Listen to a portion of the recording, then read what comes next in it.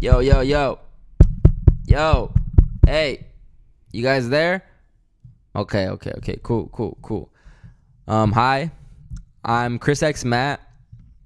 The one and only. There's many Chris's out there, but there's only one Chris X Matt, and that is me. That is I. Welcome back to another session of CHRISPIRACY, the only podcast where we continue to break the matrix. And man, that sounded so awkward without an intro song, huh?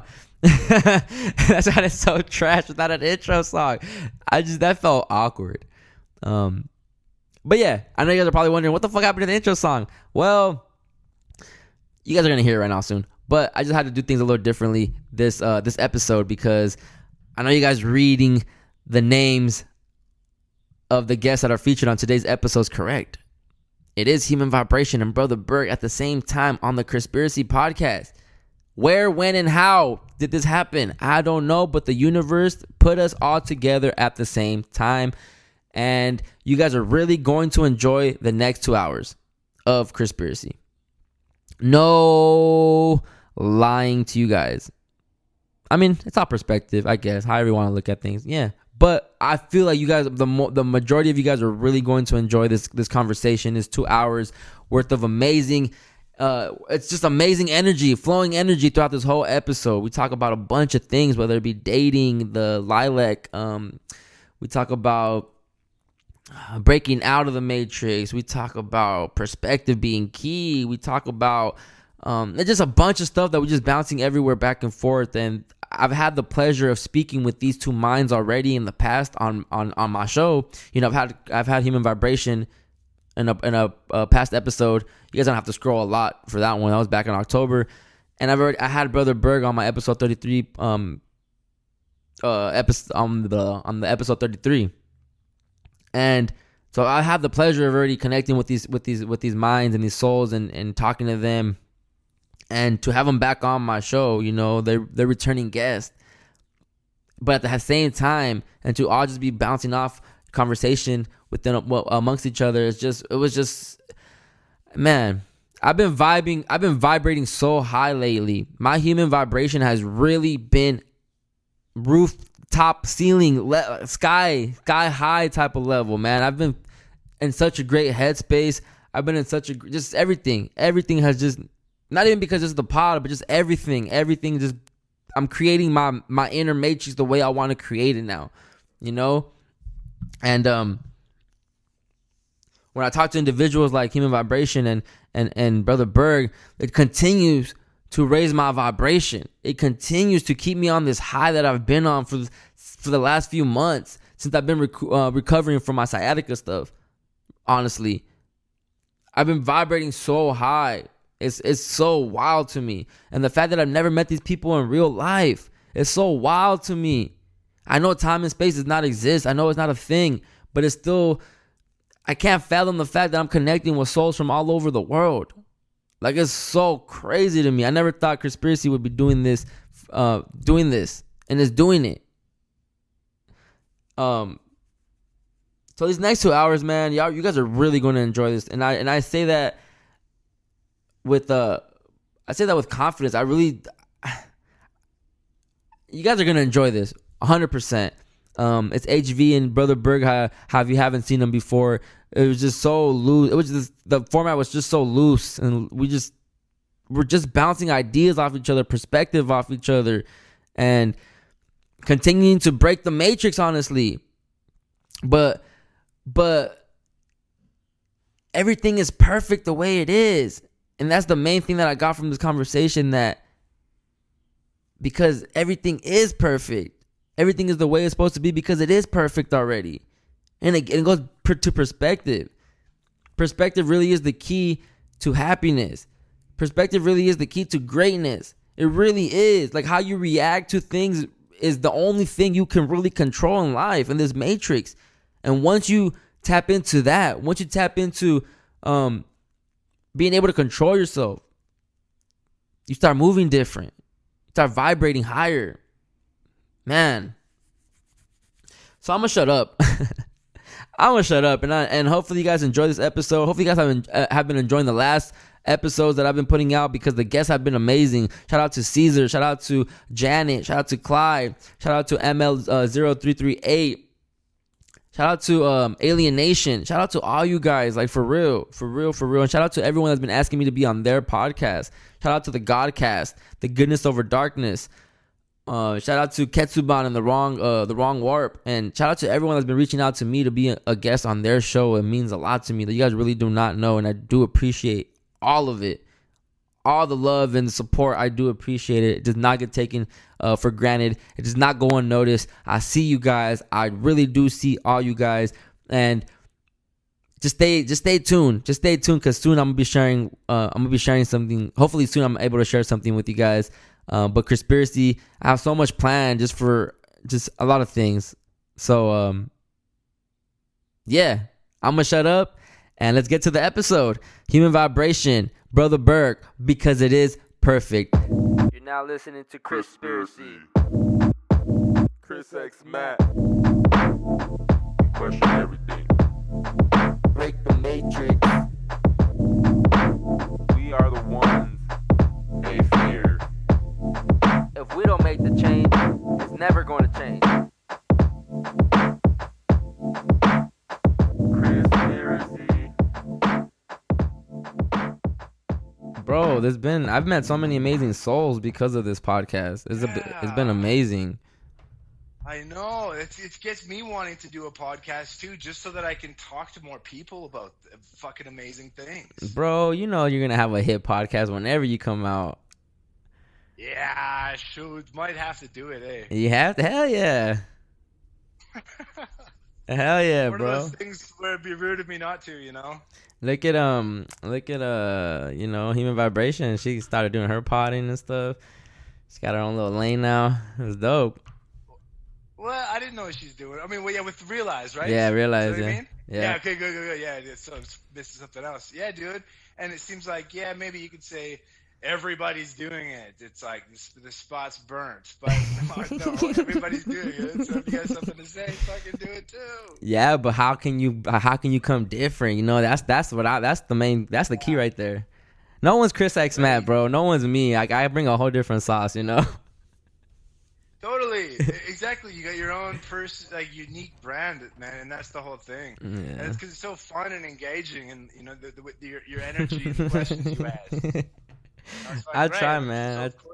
I try.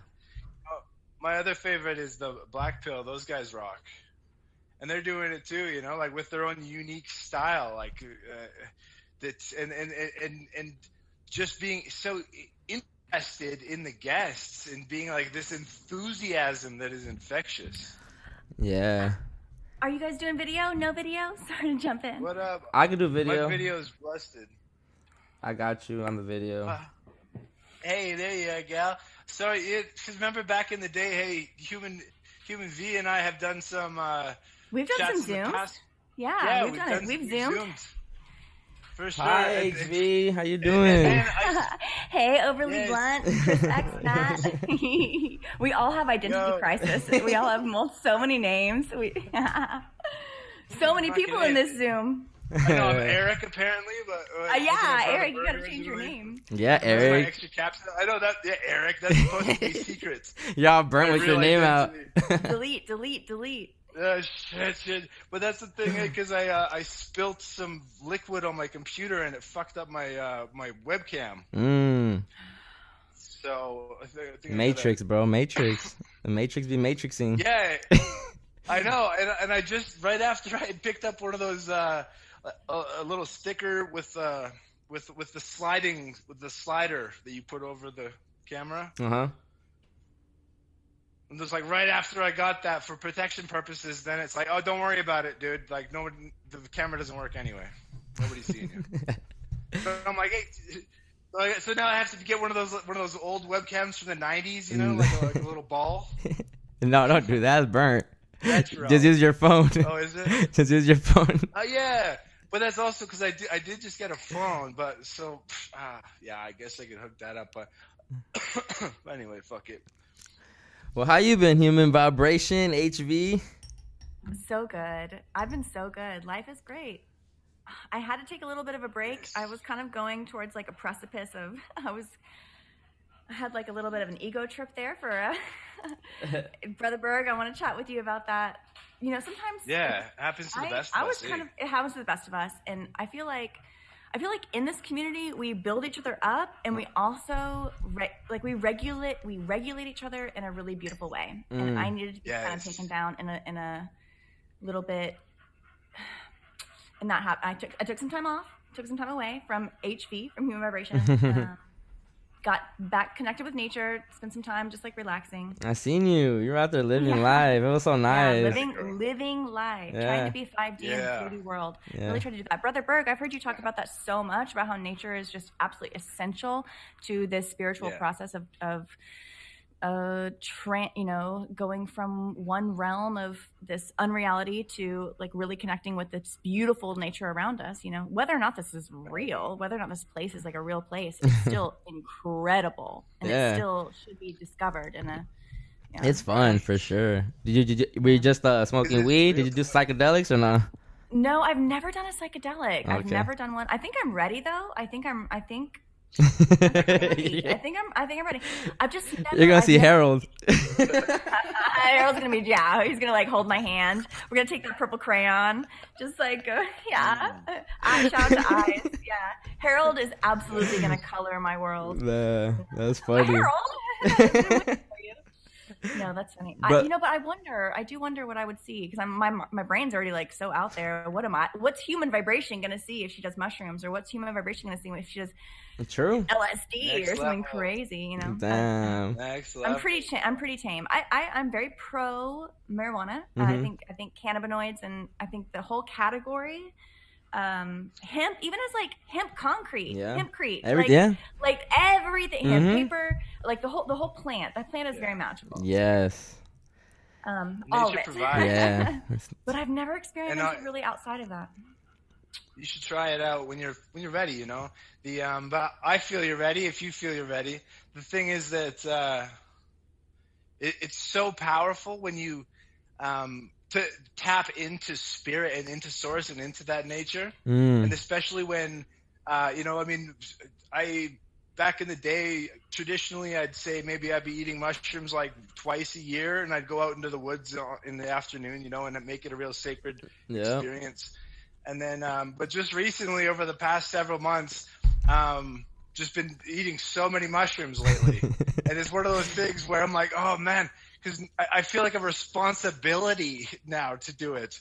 Because I go there and I have these like spirit quests, and I'm like, and I come back with like such a download, and I'm so informed of reality and of the consciousness experience that I'm like, oh man, especially having a platform to share my insights. My experiences of reality, I'm like, oh man, even if it can be like, you know, full on, I still like, got a responsibility. It gets scary when you start liking shrooms. When you start liking the shrooms, it gets scary, man, because then you start kind of depending on them. And I don't want to get to that point where I need to take some shrooms just to tap in, you know. I do got to practice more meditation. I do got to practice more natural states of getting to that place. But, you know, shrooms is a perfect getaway. It's a perfect start. It's a perfect way to get you there, you know, it's for the first time.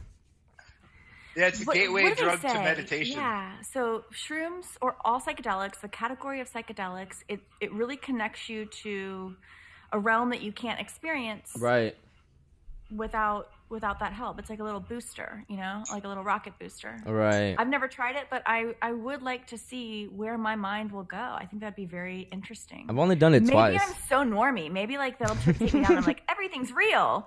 Everything's real. Imagine. Ooh, you're Brad. What if Human Vibration is like, everything's real? I love that little girl. You gotta she rest in peace. Yeah. You gotta rebrand. I gotta rebrand. Everything's real. Everything's real. No. You gotta pick a new color and everything. Yeah. Damn, that's funny. But no. No, I'm sticking with purple. Real or fake? I'm sticking with That's true. purple. That's true. You in Colorado though, huh? Right? You're in Colorado? I was. Yeah, I was there with my Maria. We took a little girls trip, an IRL. You know, meet your friends, meet your peeps. This is the first time y'all met. You guys meet in real life?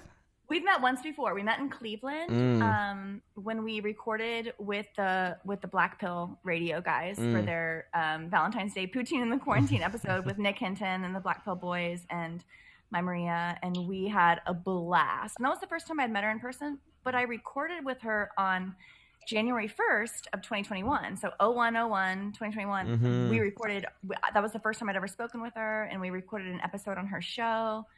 And we connected, and it was really great. And then we met in person in February, and then we just took our first girls trip. It was really fun. It was a fun trip. You guys looked like you guys having a great time and bonding. We went to this Carney Casino. It was like in Colorado, but the spa was amazing. But attached to the spa was this really carny experience. Oh boy! And you had the river and all that right there close to you, or was it a It was really lake? close. I mean, it was like in the mountains. It was beautiful. We were an hour outside of Denver in the mountains, and we went through all these tunnels. And so the tunnels were really crazy because every time you would go through a tunnel, your whole terrain would change when you came out on the other side. And the tunnels were short. It was like, how did you? I mean, we like Lion, the Witch, and the Wardrobe. We went into Narnia. We went into like Winterville. Portal jumping. Degrees. It was 70 degrees at the airport. Then we went to Winterville under like a very short tunnel. And as we were going into the tunnel, my Maria was like, I love tunnels. They're like portals. And I was like, yeah, they really are. And then we came out and we were like, what? Where are we? Like, yeah. Because the whole time we were like, this is so flat and ugly and brown and not fair. Like, yeah. And then all of a sudden, at this very short 30-second tunnel, we came out and it was evergreen trees, just like as if like God had just copy pasted or like paintbrushed, like Photoshop paintbrushed across the mountain. It was crazy. Yes. Yo, that sounds like such a perfect metaphor for what we're all doing here with our explorations into reality. The rabbit hole or whatever it is. But we go through. And especially those tunnels they're dark, a dark place of the dark night of the soul, whatever the hero's journey, and we come out on the other end and we're in Narnia. There's like a completely that's exactly where I'm at. Like the world is just so magical. Yeah. You don't need shrooms. You don't. Just to tune in to what's going on and appreciate like the beauty and the majesty of everything. Like I was saying earlier, like I've met so many beautiful souls because of this podcast, and as of lately, I've just been vibrating so high, like life. I'm just painting my life now. I get that everything's fake. I get everything's a certain way, but I'm not gonna. I mean, people don't care. Okay, cool. How can I have fun now? That's really Westworld. It's really Westworld. You make it what you want, and it's just. I agree. And there's also this idea too of HV's story where.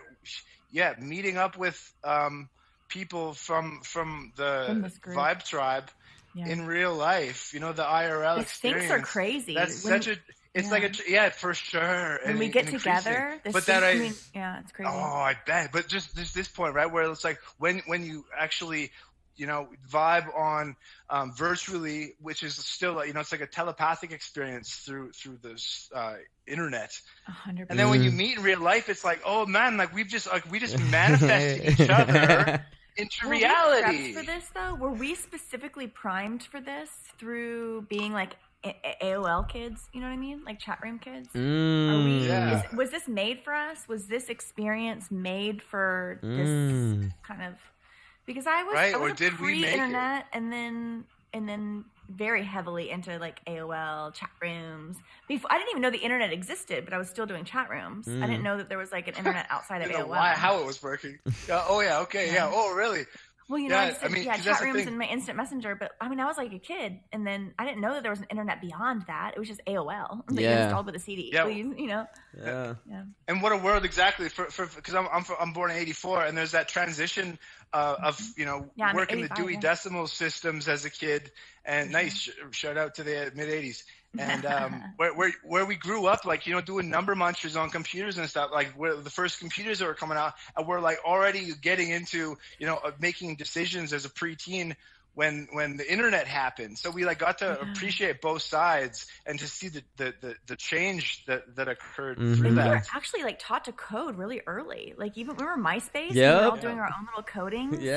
Less than centers / centers. VR, line break, whatever. Yeah, all that. Right. Definitely. Right. There's so much. Yeah. It makes sense why they kicked MySpace out.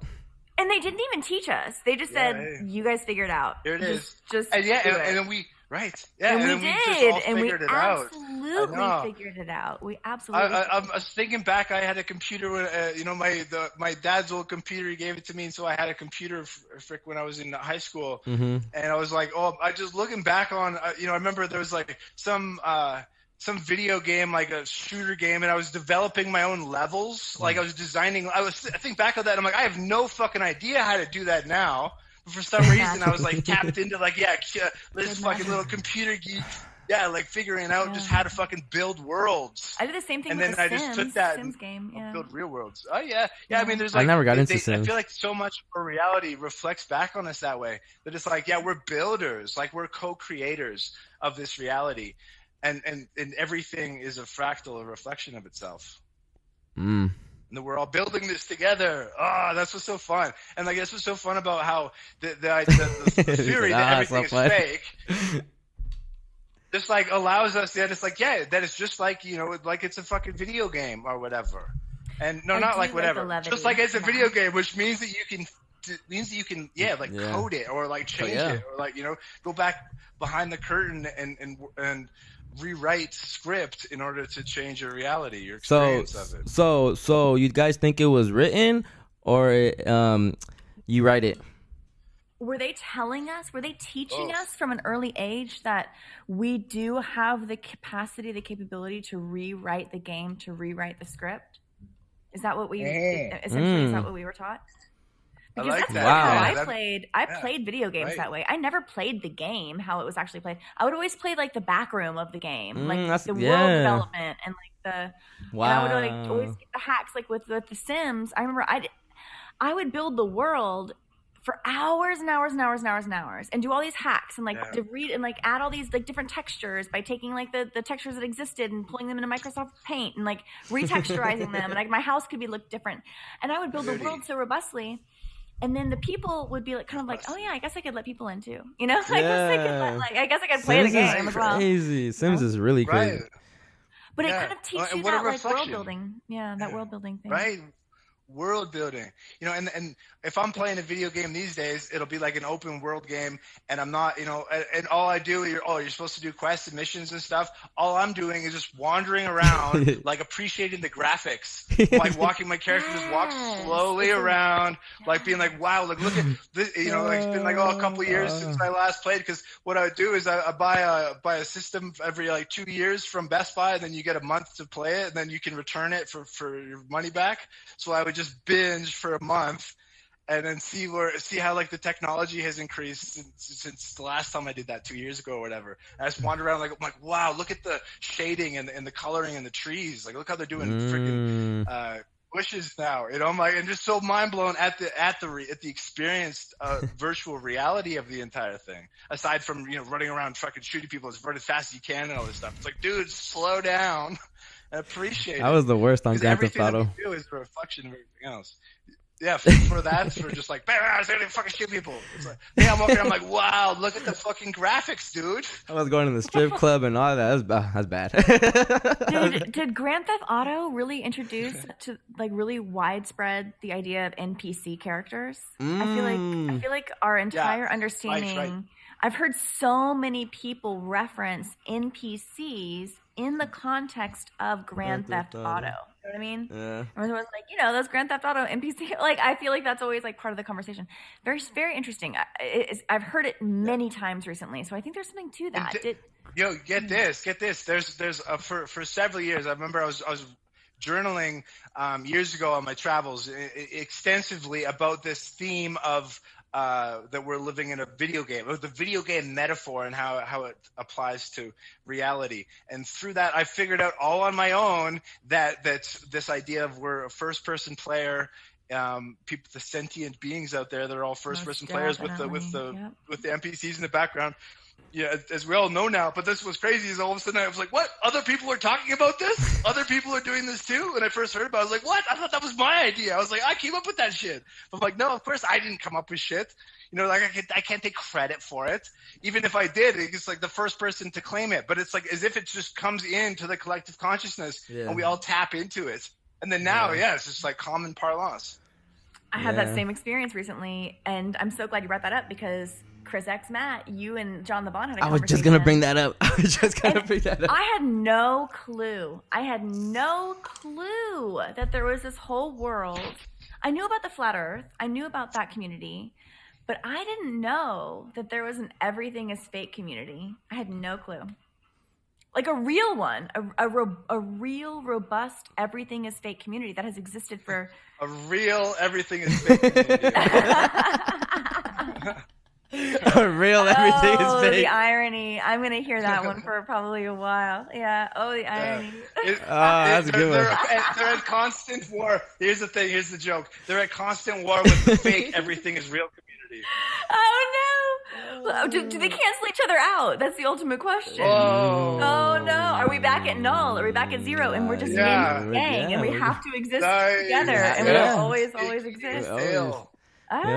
I love it. It's the balance in all things. Always. And he really wanted an answer like where we all come from. I'm like, bro, I do not know how we all just synced up. Like I'm recording with him tomorrow, and I'm nervous. He's gonna like interrogate me. He's gonna have the lights on and be like, I don't know, January 8, 2020. Germany, I did the killer. What's me? Because I've heard a couple of his podcasts, and he's like, where'd they come from? Where'd they come from? Where these are? And it's like because his crew didn't last. His crew they broke up, and he's like, hopefully it don't happen to you guys either. I'm like, bro, I'm doing me with or without this community. I think it's magical no matter what. I think it's magical no matter what. Yeah. But you really, yeah. After your episode though, HV, like you threw me into conspiracy world, and it sent me a whole different direction. So the Sam Tripoli episode or your original episode. When I had with you, after I had you on, you kind of gave me like Murph, and then you had Murph on. And it was like back right. to back. Oh. But then because you gave me that cosign, and and then to get Berg on here was dope too. That was an amazing episode and it did what it did. And I was telling him earlier that we got everyone looking at 33s, like everyone. It's a 30. Yeah. Oh my gosh. I really didn't. And when you asked me on your show, you were like, "Do you mess with numbers?" And I'm like, "No, not really. I don't really." You're like, and you were so heartbroken. You're like, "No, don't do that to me, HB." You're like, "No." I was like, "No, I don't really get numbers." And then now, because of Murph and the whole community and Brother Berg, I mean, it's just like Murph introduced me to 33s. But that's just like a phenomenon that you experience, just kind of like this casual thing in your day. But like the actual number science behind these news stories is like, whoa, what's going? I mean, it's insane. And I didn't know anything about. I still don't know if it's gematria or gamatria. I don't know if I'm saying it right, but and I still don't really. I never proclaimed to know anything about it, but I think it's fascinating. I love numbers. Oh my gosh, I think it's fascinating. I obsess over them. It's sad. I do know that I'm a 4 life path and a very strong 4 life path.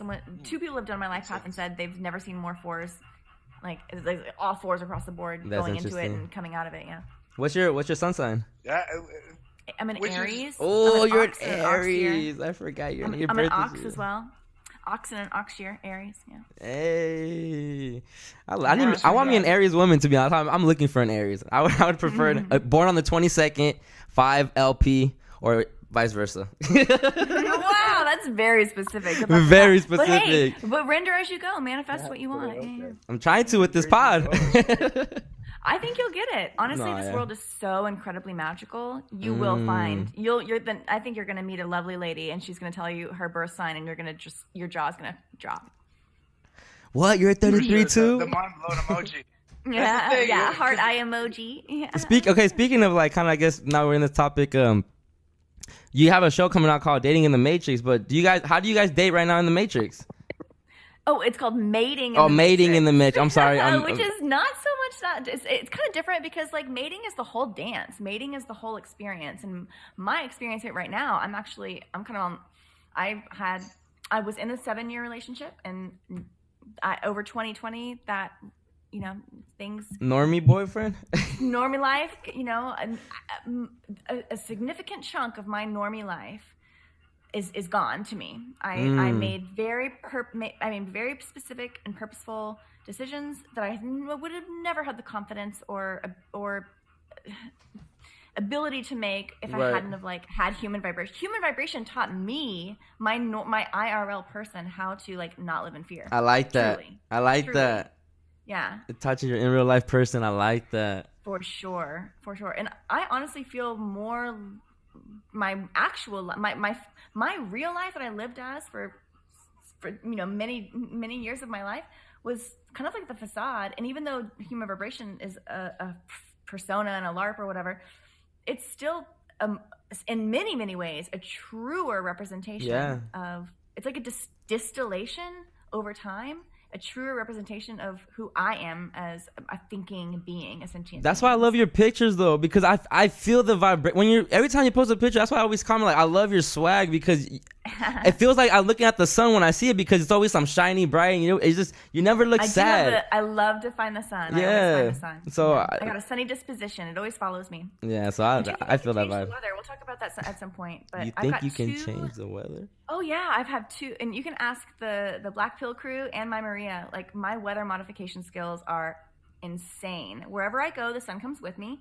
Even when the weather forecasts an incredible blizzard or whatever, if I go to there, it'll be sunny. And then the second I leave, the blizzard will come. Wow. When we were in Black Hawk, we were in Black Hawk in the mountains in Black Hawk, Colorado, and it was 70 degrees. And the day I landed, it was like 70 degrees and sunny. The day we left, the clouds rolled in, and the next day it was a blizzard. Yeah, it was a blizzard. But the opposite, when I left, where I left, the whole time I was gone, it was cold, like dreary, rainy, cold. Like, I took the sun with me, and then I brought it back. And the same thing happened when I went to Cleveland. I live in like a temperate, warm place. Cleveland was going to be really cold, and I was so scared about going to Cleveland. I was like, oh, how am I going to be in Cleveland in the winter? It's going to be so cold and snowy. I was so scared about that. Well, when I went to Cleveland, it was warm, and when I left where I was from, I'm from Dallas. When I left Dallas, it was snowpocalypse. It was like the coldest it's ever been, like 4 degrees Fahrenheit. It was, and then I would have never like, I was never anticipating my place being cold. And then when I came back, it was sunny. It was so weird. And so, yeah. I buy it. Here's the thing. Causation or correlation, human vibration can definitely affect the weather. You know, I think wow. And also, I like hearing Eyes talk about his bending of the spoon, because this is my bending of the spoon. This is my bending of the spoon. Yeah, it's good. Yeah. Because it's the vibe that is there. I mean, everybody listens to you. Everybody's got a crush on you. It's great. Because, like, it's that vibe that you have. And that is the human vibration. I mean, it's like, it's pretty brazen to call yourself human vibration if you can't fully step into the brand. And yet you do. Yeah. Oh, I'm fully in the brand. You're embodying it, yeah. Absolutely. I'm fully in the brand. Yo, but hey, speaking of weather manipulation, do you guys ever do cloud bursting? I heard your latest episode, Brother Berg. I loved it. When you talked about your cloud bursting. Who were you with? I can't remember. Conrad. Great episode. Oh, yeah. I listened to 2 of his episodes back to back. That's right. Excellent episode. Cloud bursting. And I totally get those. So I can do cloud stopping. I do cloud stopping, where I stop a cloud. Break it down. What is it? Brother Berg, you go first with your cloud bursting. Oh, yeah. Well, because here's the thing. You lay down in the grass, you look at a cloud, you focus your third eye on a cloud, like one of those, I think cirrus is the word, not like the puffy ones, but like the thinner, wispier ones. And you take a little piece, one of the little floaters, as if it's like a little baby gazelle floating off from the pack, and then and you're a lion with your third eye, and you just focus in on it like a beam, and you focus on just transmutating that cloud energy into something else. And then, sure enough, like within a minute, that cloud just gets smaller and smaller and smaller and vanishes. And you're like, boom, as you're strengthening your third eye muscle. And then your pineal gland. And you're like, boom, all right, here's the next one. And you're doing this exercise. And you take another one down, focus in. Ding, it shifts. Yeah, you focus. It's that focus. What? Yep. So my experience is very similar to yours. Phenomenon. My experience is very similar to yours, and I just learned how to do this. I just recognized that I could do this in 2020. And I can focus on a cloud, and I don't know if I just get so focused that in that particular moment I am able to slow down my personal comprehension of time. But I can catch a cloud and stop it. And other clouds around that cloud will seem to continue to go, but I can stop if I Yeah. and so what I'll do is I'll start and I'll try to like really squint and like try to do it really hard and like really try to get it. And then there's like this clarity will come over me. This all of a sudden, I'll always remember that, oh, just relax. And then in that relaxation, and I can never start with that. Like I have to always do this like ridiculous thing where I like try to focus really hard. And then I'll always remember like just relax. And I'll remember. And then as in my period of relaxation, just like momentarily, like just in an instant, it'll just stop. And I'm like, oh, I got it now. And I feel like I've caught it. Like almost like I have it like a balloon. Yes. And then I can move it back and forth. And then I just let it go. And it just like goes right back. It just animates. It animates like nothing ever. Wow. I love it. It's exactly the same thing. I want to do that on shrooms. It's just what you do with it. You can make it disappear, or you can just move it around. You can, I mean, whatever clouds actually are. This story of yours, the story of mine. Hey, nice. Yeah. Oh, you. I'm gonna do that on shrooms. And frequency, controlling it with frequency. That's the thing. That's what it's proving, and that's also what I was going to say earlier. Focus energy. About whether numbers or colors or whatever, it's the same thing. It's frequency. It's all energy. And so this is an experiment that we can all do to see about, is it gematria or is it the color purple or whatever it is? 'Cause it's all energy, it's all frequencies, and it's something that we can actually experience in our daily life. If you just stop and sit, like look at the stars, and I watch for fucking UFOs, you see them all the time. Manipulate the clouds.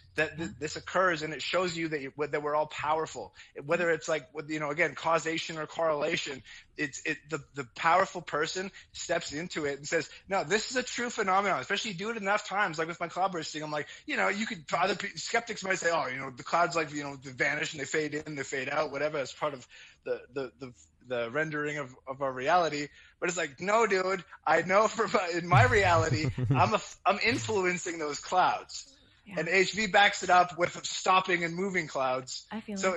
It's teaching us and that's the thing about nature. And that's the thing about like actually getting outside of, especially if you're in a city, to get outside into nature and just like actually be and appreciate it.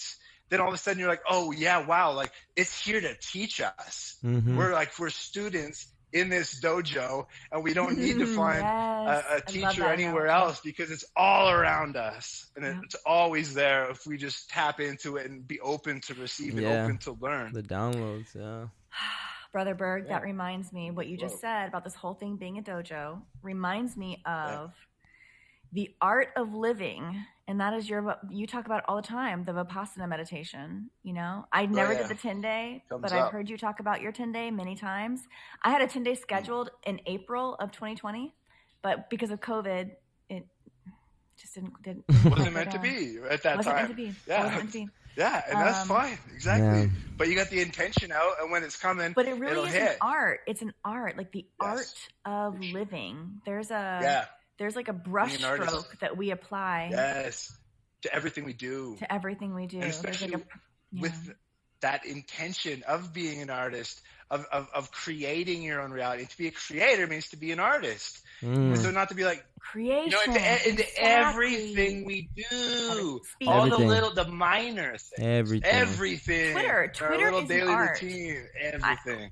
I hope one day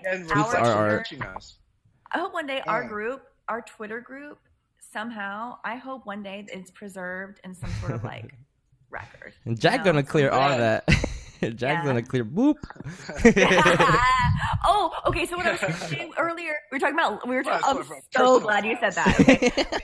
Because earlier we were talking about the Lion, the Wizard, and the Wardrobe. Okay, remember that like early cartoon that was like so hokey and it was line drawings and stuff, but like they had those like half man, half like donkeys or whatever, half like minotaurs or whatever. Right. There was like a half beast body in the Lion, the Wizard, and the Wardrobe. That looks like Jack Dorsey. That looks like Twitter guy. He looks like a woodland elf. He does. It's true. You expect him to have goat legs. He looks like goat legs. He looks like and that is Narnia. That is the fucking flute wardrobe. Yes, that's comedy. That's comedy. I wanted to say that earlier, but I just satire. He's a satire. That's what it's called. Wait, Jack's fake though, right? Jack's fake though, huh? I think Well, every he's a head of satire, every so it company. depends on what Yeah. you believe about satires. I just think that anybody that we're shown that has incredible amounts of power. Nailed it right there. Yeah, it's I fake. don't think it's. I Yeah. think it's a caricature. I think it's a caricature. A shell of company. a- That's yeah. yeah, like a shell. Not that. I mean, Twitter's real. Twitter. Twitter's Yeah. totally real. But is But it Jax? I think that the Who knows? infrastructure that we think, like the idea that like a huge amount of people are required to run Twitter is farcical. Same thing with Facebook. Like there's not like as big as of a company behind these companies that we think. It's kinda interesting. Have you guys We're experienced running censorship? it. Every user is We are running kind of it. running it, I know. But I do Look at think the that there is an importance to corporate America because it's kind of like an adult babysitter, you know? I think that like normie jobs are ultimately, I do think that big companies exist, not because they're producing something extraordinarily valuable. I think that whatever they're producing would have existed no matter what. But I think that what their purpose is just to like be a place for people to go to continue this The energy machine, Yeah. this thing, this The corporate harvest- America the harvesting. machinery in every aspect. Yeah, this normie life, everything. Have you guys- the hospital systems? You guys haven't experienced any censorship on Twitter, Zero. right? I think it's only when you really start talking about the sex trafficking and the pedophilia is when they go after you. Oh, I got banned. Wait, we got banned for what? For 2 days. I got a one suspension. I'm trying to remember exactly what it was. It was Politics? something like, that's what it was. Yeah, I said that's another one. I did a gematria connection on the Valar Morghulis, the quote from Game of Thrones, which means all men must die. And then I wrote all men must die, and they said, sorry, this What? like that you've got. Yeah, because as if I was like some radical feminist Oh saying my all God. men must die. Oh, okay. I'm like, dude, I was quoting Game of Thrones. All people eventually die, but they took that as literal. All men must die, and I had to We're sit in the just too corner deep. for 2 days. And then We they are- haven't threatened you, HV, or they have? Never once. No? The only time I ever got banned on Twitter was before I was Human Vibration, and it was when I was like just kind of messing around on the Q stuff, and I posted something about Steven Spielberg being involved with the death of that little girl who was on Poltergeist, and I got banned. I just got kicked off immediately. They struck me, and I remember thinking, oh, I'm onto the truth. You know, I remember thinking, oh, I got it. But now I kind of think like they put these little tasty tidbits that are so juicy. I mean, I posted pictures of him like sitting with this little girl in his lap with all these like, pedo symbols, and I mean, it was like it's so juicy. Like, of course, I was going to jump on that. Yeah. But I think they make that it's like a trap. It's low hanging fruit. I went Yeah. after it, and then because I posted about it, they're like, because it's inherently fake, it's inherently false, it's inherently fabricated. Even though I felt that I was like on the right path, the path was created for me, and it was like purposefully misguided. And so that I got struck, but because I got struck, I thought that I was right. Onto the truth. I was like, I'm Yeah. onto it. I got him. Got you, Spielberg. Where we go Now I'm off. like, I know, exactly. We're going. But now I'm Where like, we going? Steven Spielberg. Capital, everybody, to the Capitol. Oh, yeah, into the Capitol. Put my Minotaur helmet on. My little Oh my God. Yes. Oh, boy. Your Minotaur helmet. Yeah, exactly. Love Dressed up like it. Jack from fucking. Yeah. Yeah, we're all going as Jack Donkeys. Jack Yeah. Donkey. Oh, His name yeah, even the sounds like donkey Jack legs. Donkey. Oh my god. Yeah, Jack Donkey. Put him Jack on, Donkey. dude. Hey, what's that midget actor that's everyone bring that's the famous? That's what you guys are talking He about. he Vern- looks like that guy from Vern Game of Thrones. Troyer. No, Oh, not yeah. Vern Troyer. That The other one, guy's- Oh, yeah. Dinklage. Yeah. Dinklage rules. Yeah, the dink. The dink. Yo, here, let me say this. So yeah, so I got that one quick suspension on Twitter, but I did get my website taken down back. That's why I don't have it anymore, so I can't reference it. I mean, it's still up there. All What? the pictures were deleted because I had to go through this whole thing. But I was doing that shit since 2015, and then the one day that I got deleted was the day that I had predicted that there was going to be a fucking bridge collapse. I said, watch for at the end of the month on this certain date with all the numbers connected to all these things and all these long counts connected to the Golden Gate Bridge and the Church of Satan in San Francisco and a lot of long count 666s and 999s. I was like, oh, the Church of Satan is going to be 99,009 days old or whatever it was on this day. So watch for a bridge event.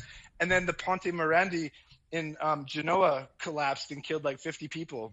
And then on that day, I was like, "What? I finally got And they something just had right." a big bridge collapse in Mexico. Bridge collapses are Oh kind of shit! like Did they? Yeah, bridge collapses are a thing, and they're always occult creations. Very And cult. the thing is that when that happened, so fair enough, whatever. It's like you throw enough lines in the water, eventually you're gonna catch a fish, whatever. I mean, I don't do too many predictions. I wasn't doing too many predictions back then, but sure enough, on that day, my website goes down.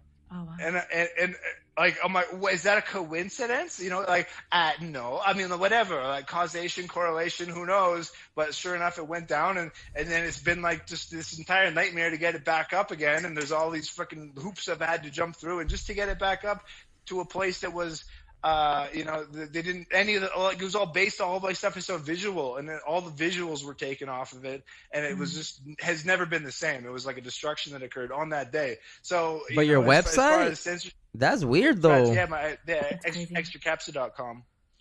You can still go back and check it out, and And that find means find outside that the box, blog page right? and You stuff, said that but before. yeah, who Extra knows? capsa Yeah, is Latin for outside, like Yeah. thinking outside of the box. Yeah, I mean, in my bastardized translation of That's so cool. No, that's great. Yeah, Latin. Extra meaning outside or additional, and then capsa. Yeah, right. Encapsa the cube. Encapsulate, like that's encapsulating. Right. Yeah, to put something Wow. together and ship it. Damn. Do you think the more we start, like, the more we keep making noise, that'll eventually come, like the censorship, the Twitter police and all that, or I don't know. I don't want to manifest that. Okay, so Listen, honestly, guys, Not afraid. okay, they do say the truth will set you free. Like, what if We're the ones. we're on to the truth? I mean, what if they can't censor the truth? Like, what if they can censor Right. all the things that seem like the truth that aren't, and then censorship is just like this manufactured idea that applies to everything because everyone's following the wrong thing. But like, once you get to the actual truth, like, what if they can't touch that? No, I agree, and that's also like this. I'm this waiting for philosophy that I've Lockheed been Martin to serve riffing me on. the papers. You're not getting. No, that's the thing, right? Because like nobody cares. Nobody cares. In like the idea that is in like Nobody cares. they're, Nobody. To me, We're not that big All either. of my Like, experience. we're not that big all It's of growing it. though, Yeah, It is growing. in a short It's amount of growing. time, It's very fast. And I feel, to me personally, it feels like that this is what these evil alien overlords or whatever, this is what they want. Like, this is what we're here to do. Because if they really wanted to censor us, if they really wanted to depopulate us, all these fearful ideas, they would have done it, dude.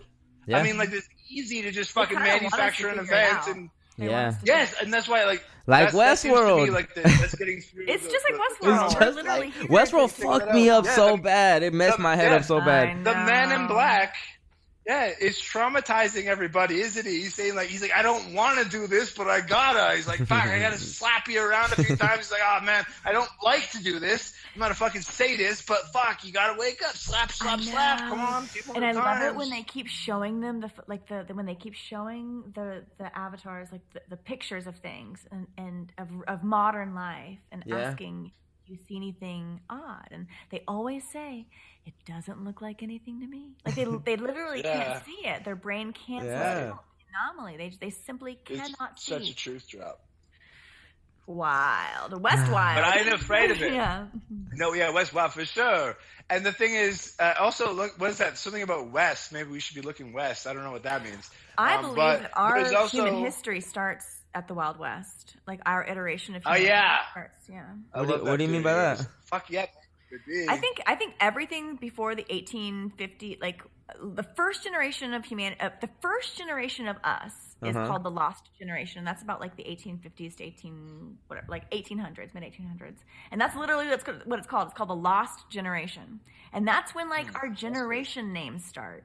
Like all the generations that we have, like X generation, X generation. Like it literally starts. There's nothing before the lost generation. It starts with the lost generation. Nothing. And I truly believe that I truly theorize. I'm putting on this one. I truly better. theorize. Good catch. Truly Good theorize. Good catch, yes. Fuck beliefs. Thanks, gets you in guys. the dog. Thanks for because. Well, I'm in it, so I'm be living it at the moment. But I You're staying in the middle. I'm theorizing. I think it's a cool theory. Right. I think the reason that the Wild West is pushed on, FIFA goes west, Westworld, Wild West, even Zorro Ranch had a Westworld style, like a theme park on it or something. There's something ridiculous like that. I think that there's something about going west in the Wild West. I think that's the origin. I think that we, like everything, all the cool architecture and art and all the masterful stuff that we literally to this day still cannot create. Even with our 3D lasering and all, we still can't quite get it. We still can't quite do what the masters did, quote unquote, the masters. I think it is the masters. I think it's I think all of this before a certain point, history. I think there's a reason that the 1400s and 1500s and 1600s is all extraordinary architecture, even 1700s, and then 1800s we start back at Lincoln Logs. Like, what happened? Like, it's so ridiculous. It's farcical. It's farcical to think. And so we start with Lincoln Logs in the 1800s, and like, what? Where we go? It's that's very true, huh? Damn. And I think that the idea of bricklayers and masonry and Freemasons, I think the bricks were already laid, and we showed up, and we're like a few generations out. And I think if we can figure it out, we're off the loop. And I think we always start back at Westworld. If we don't figure it out, we just go back to zero. But you think it is like Westworld, where like you know how they're trying to figure out the maze the whole season, and it hits so hard because the journeys inward. The Minotaur. Speaking of which, Jack the Minotaur in there. Oh my God. Okay, so Theseus battled the Minotaur in the center of the labyrinth. And guess how Theseus came out of the labyrinth? Do you guys know? Well, how was that? Right? No, I forget. Yeah. What he followed? That's so key. He followed a purple thread woven by Ariadne. What? That's right, yeah. Oh, yeah. The purple thread led him out of the labyrinth. She wove it for him. Oh, fucking purple. Gave it to him. Ariadne, which is also the name of Ellen Page in Inception. Ariadne. So put that in your cap. So Ariadne wove a ball out of purple. She wove a twine ball, a threaded ball out of purple thread, and gave it to Theseus before he entered the labyrinth, so that he could, once he slayed the Minotaur, he could make it out as fast as possible, and he could find his way back. The purple thread led him out of the. The purple thread will lead us out. Oh. Human vibration. That's what you're doing. Your threads. Okay, hold on. Yeah, because now I've been skeptical about, like the healthy level of skeptical with it all. But now with that tail, I'm like, all right, I'm in. Fuck it, I'm in. Yeah, that's good. That's good, because they drop these, and you wonder, like, where did these mythologies come from? Especially it's telling if, like, us a very important reality. Story. Yeah, as if like the reality itself, like if it was created, say in 1888 or whatever the fuck, that's where we all stem from. And it didn't just, I think all these things existed, all these stories, all these fables. I feel like, but yeah, they're part of the reality. That's what I'm getting at. They shape our reality. I think they're part of it. They make history so robust. They make the idea of history so big. Billions of years, the dinosaurs. Like, they really make us think history's a thing. History ain't a thing. Yeah, no, it's not. And they keep getting locked in the past. And ultimately, it's like, it's allegorical. And because ultimately everything that happens, even if you're like a lie. Even if you get... Yeah, also lilac, I wanted to say to you. Purple, lilac. Lilac. You can't say it. But the thing is, lie and a lac. But also lac is French for... Lac is French for lake. And to lie and just imagine myself floating on a fucking lake with like this wisdom. Actually, that's pretty cool. That feeling of where you're floating. Oh my God, Brother Berg. Did you know the true color of the sky is not blue, it's lilac? Oh. And so to your analogy of lying in a salt pool, like a body of water, lying in lilac in a space of water, reflecting what's above, so below. The sky is actually that's the funny thing. When people say, "Why is the sky blue?" Like, that's the eternal question. The wrong question is being asked. We just can't. We are perceiving it as blue because that's how our eyes absorb these frequencies. Right. Why do we perceive it as blue? The true color temperature of sky blue is actually lilac. We just can't process it. What the? But who says that? It's just like on the frequency. You can look that of up. it? Like, how NASA how says can that. be Yeah, interpreted? you can look that up. Oh well, if NASA says it, then I definitely. Well, I mean, maybe NASA doesn't say that, but like that's kind of like a did you know? Yeah. Which I think is like a kind of under the radar like sort the of hidden thing. facts. Yeah. I think it's kind of an under. That's what they say. If you look, kind of idea. It's just there. Figure it out. It doesn't mean that it actually is lilac, but that's like that's what the story is. It's part of it's interwoven into the narrative, so it means It means if you just search for it. The pale violet so tone. amazing about everything. It means everything. Yeah, because just that I love that because like who knows if it's actually lilac? It doesn't matter if it's actually lilac or blue or whatever the fuck. The whole point is that if you actually take it further than that eternal question, as you call it. The first question that kids ask, according to the movies, you know. All right. They say, I don't know how accurate. Then you just take the next step. Then all of a sudden that you find that quick answer, just like with anything. Look into like, how many towers fell on 9/11, and you're like 2, right? And it's like, oh wait a minute, 3? 3. You know, it's like, oh shit, all that took was a very quick Google search. It's so easy to find. All you have to do is ask. And then like you just like the universe, the reality, whatever, replies like instantly, and they just give you it's like it's actually lilac, and you're like what? And then you start following that purple fucking string out of the labyrinth. Purple. Yeah, we're not taught to ask. That's the part. Is that we're taught to not ask. Yeah. We're taught to obey, which is teaching us to ask, to challenge what we've been told. When did you guys start to challenge the narrative? Instead of authority is truth.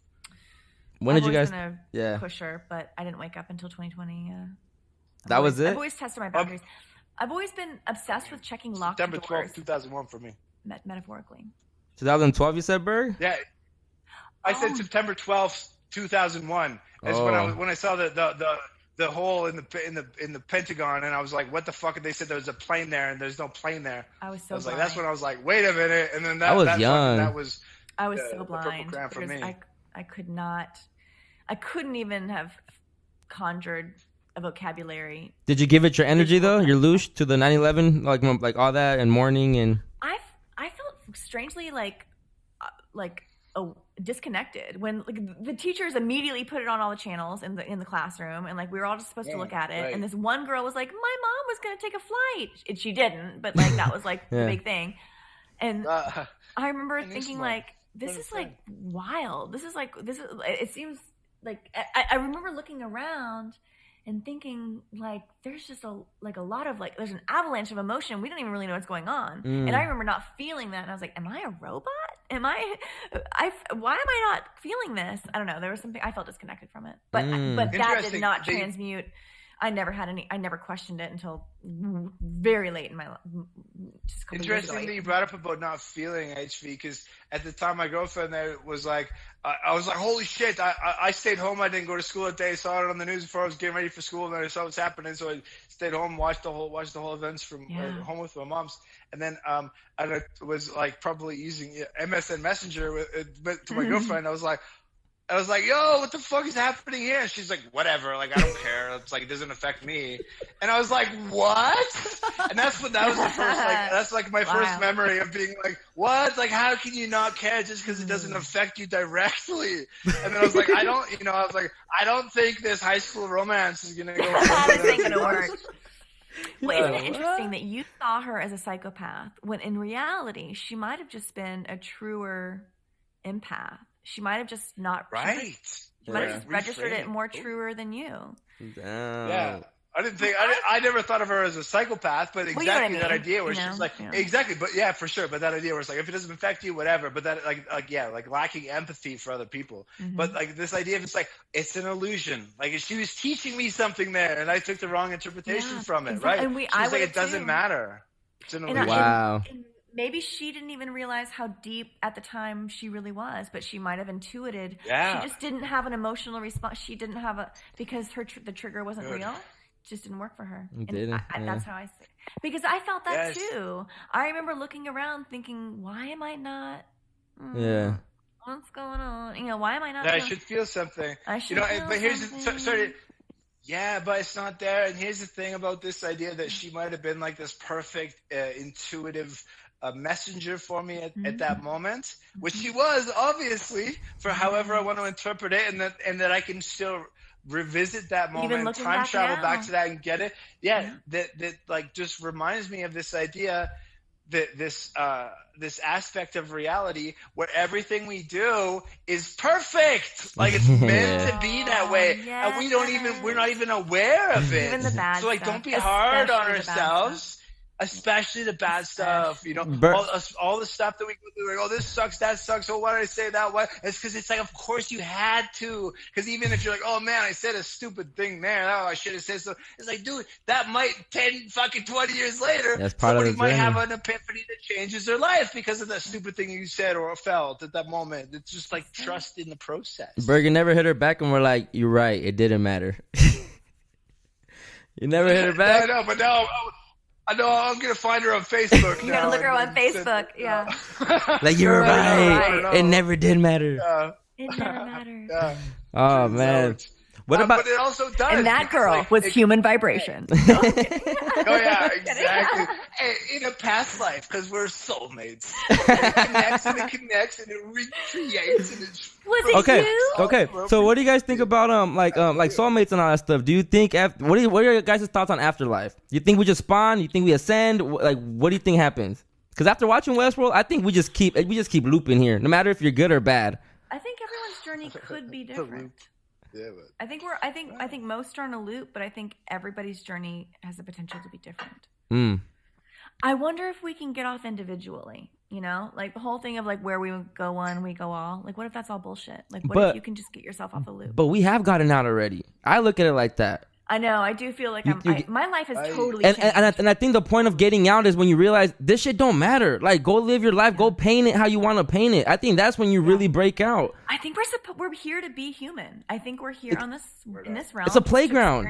It's a playground. And I think we can do it. We can have it with levity and love, or we can struggle the whole time, you know?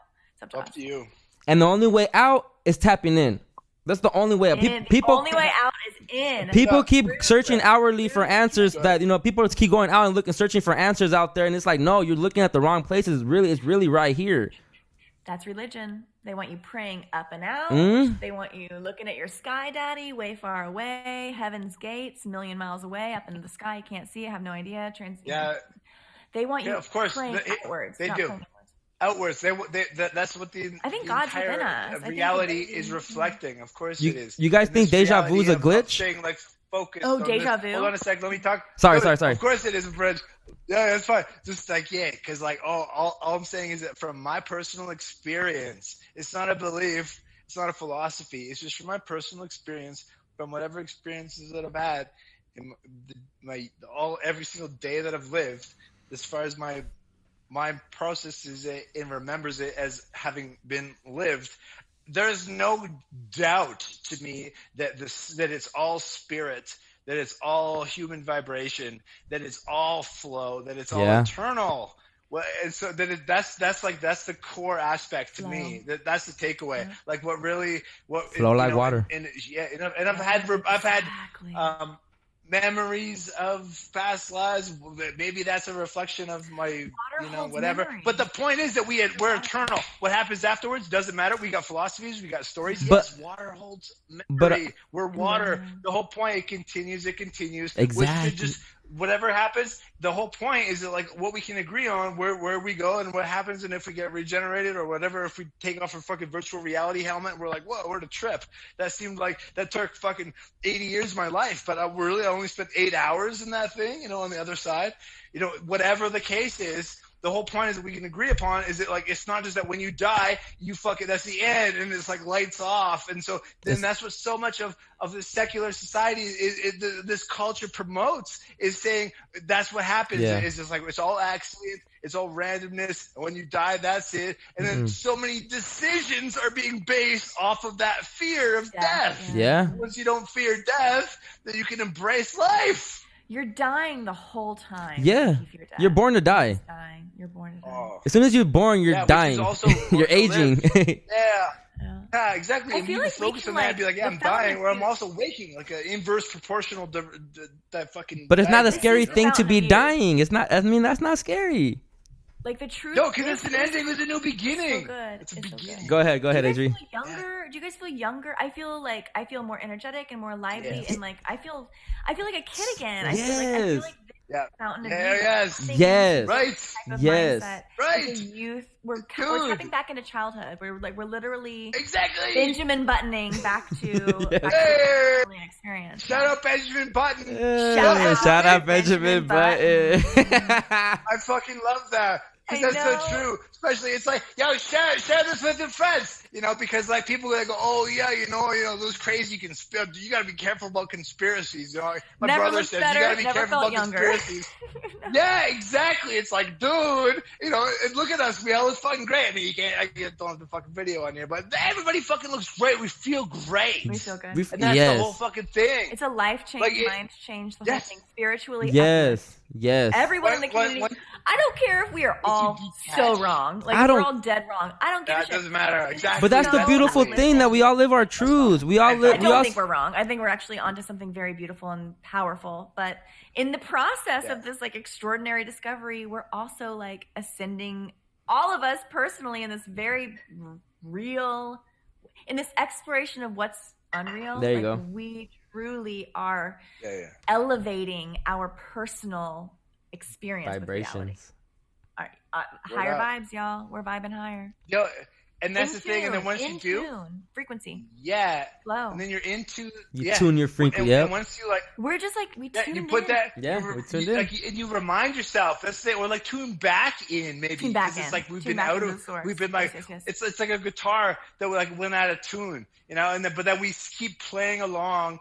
Like my buddy sent Oh me my this gosh. song the other day, and he was like, "Dude," he's like, "Check this song out." And I was high when I listened to it, and he's like, "Check it out when you're high. It's so good. I'm feeling it." And I listened. I'm like, "Oh shit, man! I have to tell you right now, like that this is. I have to. No, thanks, man. I have to tell you that this is out of tune. This is out of tune." And the whole point is that it's because your guitar is out of tune. And so, but like, just because like all six strings That's a are bar. like they are in tune with each other. Do you guys think But that yeah, the whole- but the whole thing, and then you harmonize with what the guitar sound makes, and then your vocals are out of tune, and then the whole thing is. And I think that's what's happening, and what we're being brought back to, and that's why they people told get us old, and that's why they people changed the get fucking frequency? bummed out and all that stuff. What if? Yeah, the 440 You know or the whatever. conspiracy that they changed the frequency from like 444 to 447 or whatever. I have the numbers wrong, but you know Right. the fable or the tale that at some point our in tune frequency got shifted a few degrees, and now we're like perpetually out of tune. I wonder if that's BS, is if it's just bullshit. I don't think so. If it's a true, but I wonder if it's true in the sense that like Right. this whole world is making us live out of tune. It's not that they changed the frequency of like the A. We're They changing the have tune. They've literally our Yeah, whole yeah, we're changing the frequency tune. of world. We are living out of tune.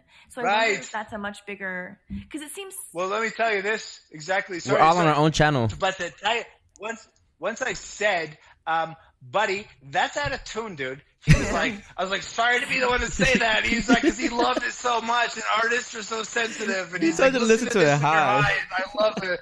And I was like, oh, yeah, exactly. I'm like, okay, he really loves it. And I'm like, oh man, I gotta tell you that, dude. And he was like, wow, thank you for being honest. Nobody told me because they were all just trying to pump my tires. Thank you for being honest. And then I realized that I had to tune my guitar before a recording session.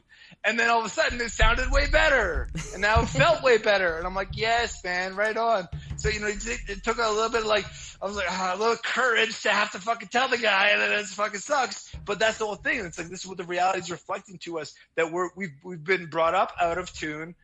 And it's on us to retune and to get back in tune, just like a guitar, and just coming. And you do that by going back to nature. I mean, too. All these vibrations and frequencies. Yeah, right. You can just go out there and just sit in the moss for a You while. recharge And when all you of a go sudden, out like, there for sure. I feel that. Right. Yes. I feel Yeah. it. And I retune. feel it. And Did you you're get in the okay, water? yeah, like this conversation. Did you get in the water, HB? Oh, when I was in Colorado, Yeah. no, No? it was too chilly. Too I cold? did put my hands in the water. Yeah, I put my hands in the water. I It was love cleansing in water. very Oh my chilly. gosh. I did a little cleansing ritual. I don't like being buddy.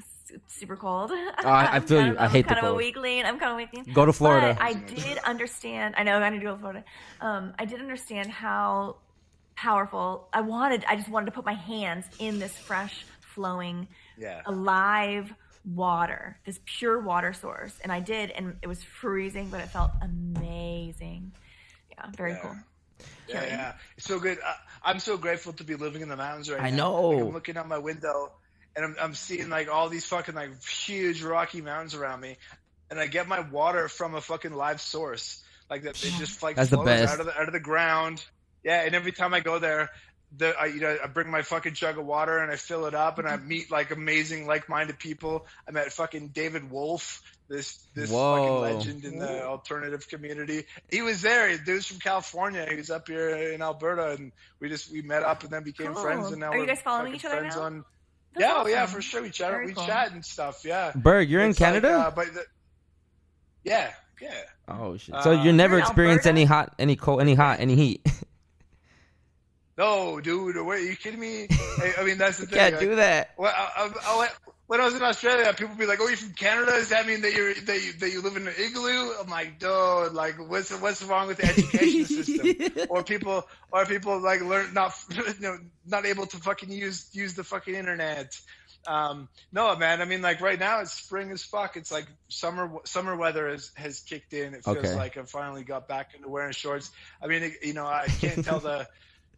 It's like 30. The difference with Celsius and Fahrenheit. We get full seasons, is what I'm saying. Okay. Summers are hot, winters are cold as fuck, but we get good summers. And Yeah, I'm just saying, I don't know with that about that. idea of like tapping into water, because like somebody sent me this link today that was like, like the most beautiful place in the world, Lake Louise, and I'm like, yeah, that's like a half-hour drive from here. And the video of it was just like it was cloudy and it was like shitty, and I was like, what? You thought this was something important to share? Like you thought you think this is good? I'm like, you should see it. It's like this on any other day, and there's so many better places in Lake Louise up around here, Moraine Lake and the freaking Valley of the Seven Peaks and all this stuff. So it's like, yeah, but that's so true about like what's happening in this reality. Definitely, yes, water is purifying. And when I travel around the world or I live in some other city or whatever it is, and I come back to Camor and I drink water from the source, the spring, yeah. and I'm like regenerated, Downloads. regenerated. Downloads. Also, downloads. Yeah, I think downloads. you open your this vessel idea too. for Yeah. downloads. Yeah, you open it. Like also just turning on the tap water. You can just turn it like whatever. I live in but, like, California. in We the have shitty flow, water. Or like in the shower. The whole point is like in the sound is what I'm talking about. Like that sound of flowing water. There's like frequencies, something like very messages special. pop through. Water That's equals like- 22, and fire does too. They're the master builder. Yep. Oh, and fire. And Nice. fire. Yeah, because Mhm. in the- Together, 92, 44. dude. Definitely master builder. Yeah. Yep. Wow. Mm-hmm. Beautiful. Yep. Exactly. Great call. Man, because the whole point is, just dive into it. Because ultimately, with like in like Jungian philosophy, the underwater represents the subconscious. Yeah, And so like, you man. have to dip like dipping your toes in or putting your hands in is like, Did you guys it's ever like have it's breathing tapping you underwater in. dreams? Did you guys ever have breathing underwater dreams? No. I That's love one of my water. recurring You dreams did? is breathing underwater. But Chris, you had breathing underwater dreams? No, I haven't. I said I love water. No, I haven't had those. Okay, yeah, I No. love water too. But but HV just said if you had a breathing underwater dream. and No. That's one of my reoccurring. That's Like I badass. always kind of splash into it. and Like I- mermaid type or stuff? No, just like me. For whatever reason, in the dream, I become intentionally submerged in water, and I'm like, oh shit, I'm in water, But you're not and then scared. I'm underwater, and then for a split second I worry, but then I just breathe, and it's like it's not just like easy breathing. It's like the air is coming into my lungs in like the purest. It's like gliding, like wrapping paper with scissors, just smooth gliding. It's like the easiest breathing nice, I've ever nice. experienced in my life, and that's and then I'm like, oh. Right, I Yeah. can breathe underwater, and I've had that. I used to have it a lot as a kid, That's and I've had it just a crazy. couple of times as an adult. But yeah, Love it. I have a lot of that's like kind of a reoccurring. And I've had a flying dream one time. Wow. It was basically a recreation of like the Peter Pan cartoon flying over London. It was basically that dream, so it wasn't like super unique. But yeah, the breathing I underwater. gotta stop My- smoking weed. Beautiful. Yeah. The one Weed the does takeaway take your dream dreams is like- away. Weed takes your dreams away. Yeah. I can't remember. Yeah, Man, I just felt one of those like home spas or saunas that are like ultra Thermal? The infrared sauna? Oh, infrared. Infrared. That's the word. Yes. Wow, you got I one? stick my head out. Yeah, man. Ah. Just came like a few days ago, and I'll tell you, and I've just I'm a been big like fan. starting my day with it, ending my day with it, and all of a sudden I've got my dreams back. I'm having like vivid dreams, remembering It's the incredible. dreams. Infrared. Have you Yeah, guys tried that? Shigilat? I don't know how to pronounce it. It's spelled SHIGLAT.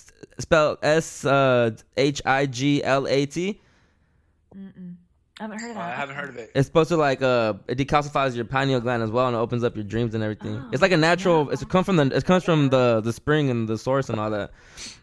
I forgot what it's Right. called. I haven't heard of No, that. but whatever. The point being, check that out. But the point being about dreams, let me just say this. By one dream, if we're talking about dreams, has been this like maybe I don't know if it's recurring, though it's a recurring theme, but definitely the most influential dream I've ever had was at when I was staying at my grandparents' farm, and they had this it's been in the family for a couple hundred years from when the ancestors came over and kicked the Native Americans, the First Nations here, as we call them, off the land, and they said this is our land, and I was and we're gonna like cultivate like the Wild West idea, like we're gonna create, we're gonna grow crops, we're gonna plant vibe, and like sorry you guys gotta just move over here. Point being, I was like, what? Had this dream of me standing in a field, and then the ground started shaking, and the birds flew up, and then the cloud appeared over the horizon, and then a herd of bison, buffalo coming towards me, and I was holy! I remember like the That's dreams like like my manifest most. destiny. Yeah. Yeah, I remember and I remember my dreams so clearly. To this day, it's like my most remembered dream, and I'm just like. I sit down and I just remember kneeling in awe of the bison coming towards me, this beautiful herd, this stampede that was just kicking up all the dust. And then as they came in, I could see their the glint in their eye and the freaking kicking up the dust, and then they consumed me. I was just like, I put my arms out like, take me kind of thing. I wasn't afraid. I was just like in awe. Wow. Like the awful, awesome, like the root of that word as well is like very similar. Oh, And then wow. I just became, it's like I was trampled by them, but it just like, that's when I woke up. I just because I became part of this buffalo herd. Do you guys think that dreams are so different powerful. timelines? Different timelines, like Mandela sort of stuff. Well, do you think that it's like a whole different like world that you control? I don't know. I don't know how to explain it. Like, do you think it's a timeline that's happening at the same time, simultaneously as this one? Like multiple realities. Yeah. Like multiple dimensions. Have you guys ever picked up on a dream where you left off? Yes. See, like that's what I'm saying. Like, Yeah, I don't know. I'm curious. Did you guys lucid dream? I do. I never have. I've lucid dreamed a few times. I've never been able to do anything in it. Like, I always want to wake someone else up. I always want to be like, we're dreaming. I always want to like try to like take someone else in my dream, but nobody seems to want to. I can't control anything. I can't do the things that I thought that I could do if I was lucid dreaming. I can't do any of those things, and then I immediately wake up after I kind of realize that I'm dreaming. I wake up. My take on that is that we're actually like this reality is the lucid dream. Oh, okay. I Yeah, like that. Dream still dreaming. Yeah. The dream time. Okay. That's their entire ancient story is that when they were in a dream right now, this is our waking life, this consensual hallucination that we exist within, and that when we die is when we wake up, and that makes sense to me. Like that's one of those vibes. It's like, it's not, again, like still belief, but I'm like, whoa, right. Based on my experience, I resonate with that philosophy. Mm-hmm. Mass hallucination, miseducation. Mass hallucination. Ill education, mass hallucination. That's Kendrick Lamar. Mass hallucination, baby. Mass hallucination, baby. Ill education, baby. Wanna reconnect with your Yeah, for sure. Damn. I love Kendrick Lamar. I think there was a lot of truth built into that. It's mass hallucination and ill education, and that is the two cohorts of this whole thing. Yeah, because we're lucid dreaming, and that's why I've heard from a lot of people who are far better dreamers than I, like the professional dreamers. That's one of these things that I'm like, on my Ooh, how do I bucket get list that to job? get into. Professional Right, like dreamers. yeah, right, through practice, exactly, like to figure out what dreaming means, because like so clearly so much we can learn from our dreams. So Yep. why aren't we using them? Like we should all probably start a dream journal, and like start like putting certain herbs Yeah. under our pillows, My mom and always like had a dream whatever it journal. takes. Mm. Yeah, used like to read it. develop that skill. Yeah. Develop it. Oh, sneaking in. You always. I working I behind loved the to read her. It was always about like a black cat or something. This isn't very interesting. I'm Sure, now I'd be like, ooh. Yeah, that's funny. But it's also so true because, like, to me, once you recognize the correlation between the dreaming life, like the lucid dreaming life, or just dreams in reality, and our experienced reality as if it's so objective and external and outside of us, where every man is an island and all that, blah, blah, blah. Right. It's like, it's the same thing, dude. Yeah. Especially once you understand the language of symbols. Yep. That it's like, it's all a reflection. It's like these things that we've been talking about, that it's like whatever we accidentally say or do, or whatever happens around us, is all just the universe or the reality or whatever telling us, like just hinting at us about like what this means. Is all symbols. That's like the root level of reality. Yeah, is symbols. And so we all need to become symbol literate. We all need to understand understand your dreams, and then if you understand your dreams, pattern recognition, recognizing what that represents and what that means to you, personally. Get the universal take because we're a collective consciousness, but also recognize what that means personally on your own level to you. Yeah. And then so if you can understand your dreams that way, you just take that exact same knowledge and apply it to your daily life, and all of a sudden, again, life gets so much more magical. Right. Like that it's just constantly mind blowing. Like whatever's happening, it's like, wow, thank you for that experience. Thank you for this experience. And then you just can't help but be grateful for everything that happens. Everything. 100%. Gratitude is the attitude if you want to win. Yeah. Gratitude is the. What do you guys think about? It is. It's a cheat code. Gratitude is a cheat code. If you lead with gratitude. It is. It's a game genie. It's a game genie. Gratitude. Yeah, the game genie. Hey, shout out 80 kids. Yeah, put your blow on it and then put it in the game genie and get your game codes out. And, your what? There was like an edition Super Nintendo system that was called the Game Genie, and like you had all these codes. It was like a computer on your arm. So dumb. Loved it. Have infinite lives, this idea where you could just like, I could just, infinite lives, or like infinite like star power lives. Or whatever the case is. Infinite lives. And again, they're telling us, it's like once you just learn the code, you can do that shit. Yeah. Yes, like sir. That back in the 80s, early 90s, whatever, like it was very obvious. It was very blatant. They were putting it in our faces. It's like this concept that I keep getting more and more into, this philosophy, this theory, that the dojo is a Zen koan, is run Explain by what the word Zen koan masters. Means. I keep hearing you say the word koan, and it's Koan, right? Tell me what that means. Yeah.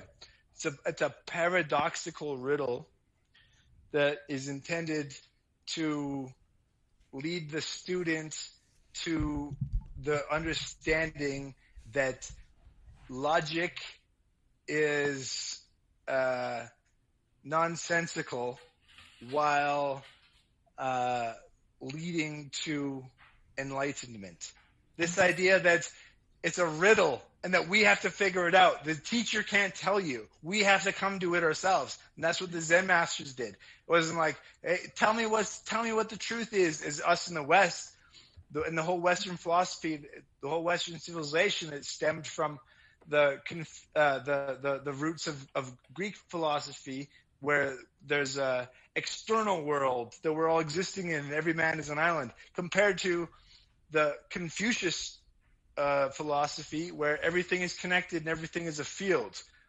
So we have these two, like the real clash of civilizations in our experienced world out there is between Confucius and Greek routes. Are we together? Are we collective? Or we are independent? And the idea is in our independent Western world, which is all that we experience, that we've been conditioned into because we happen to be born here, that this says that whatever we need somebody else to tell us what's going on. This idea of taking authority as truth instead of truth as authority.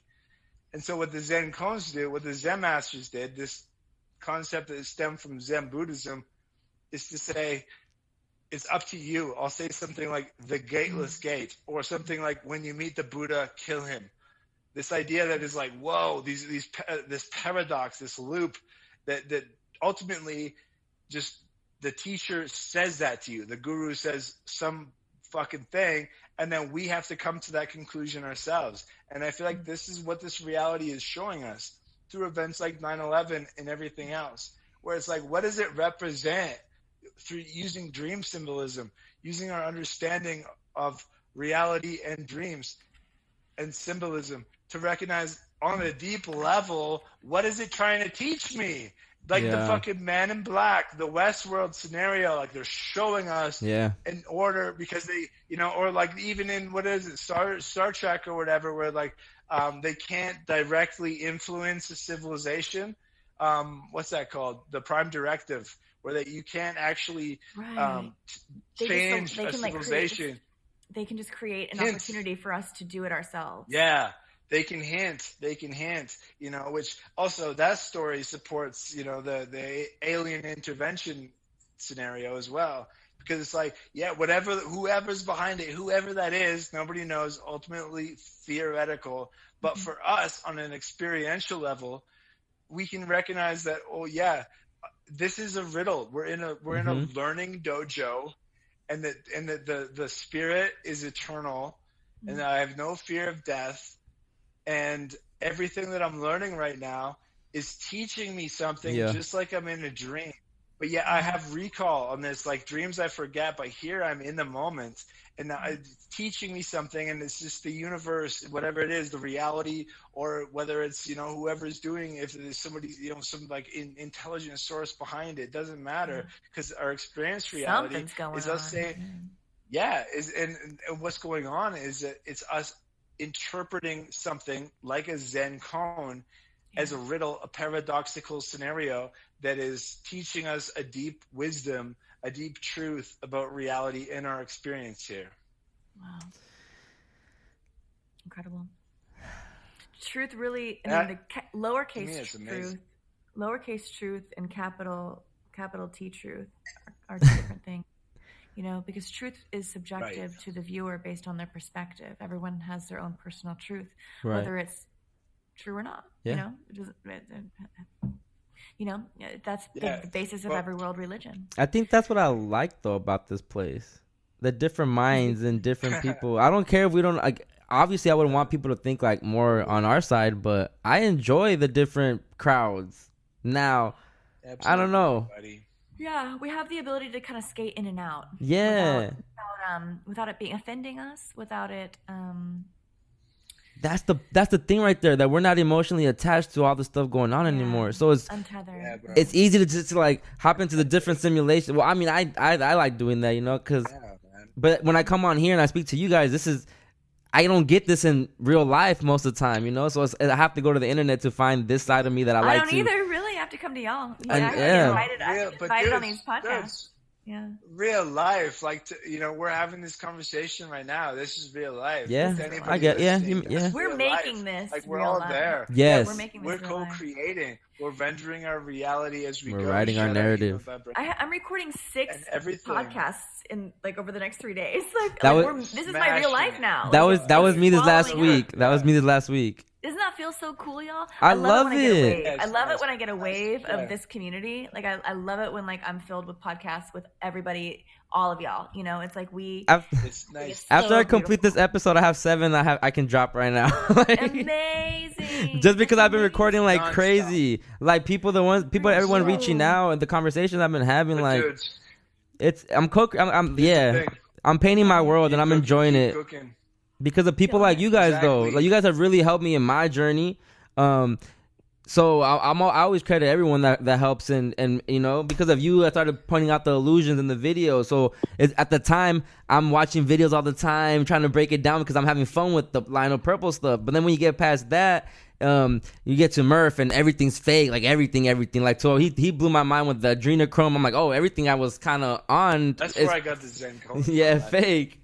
Yes, when he said you gotta hit the, You know, hit him over fake the is head. in like a riddle. Though, Yeah. like that idea. And like, let me just say, sorry to interrupt you, dude, but like, No, go ahead. Since I got the floor here, it's the thing that we're talking about here, and like what we're not really saying or haven't said yet, or what I'm thinking anyway, is this idea of just loving what everybody is saying.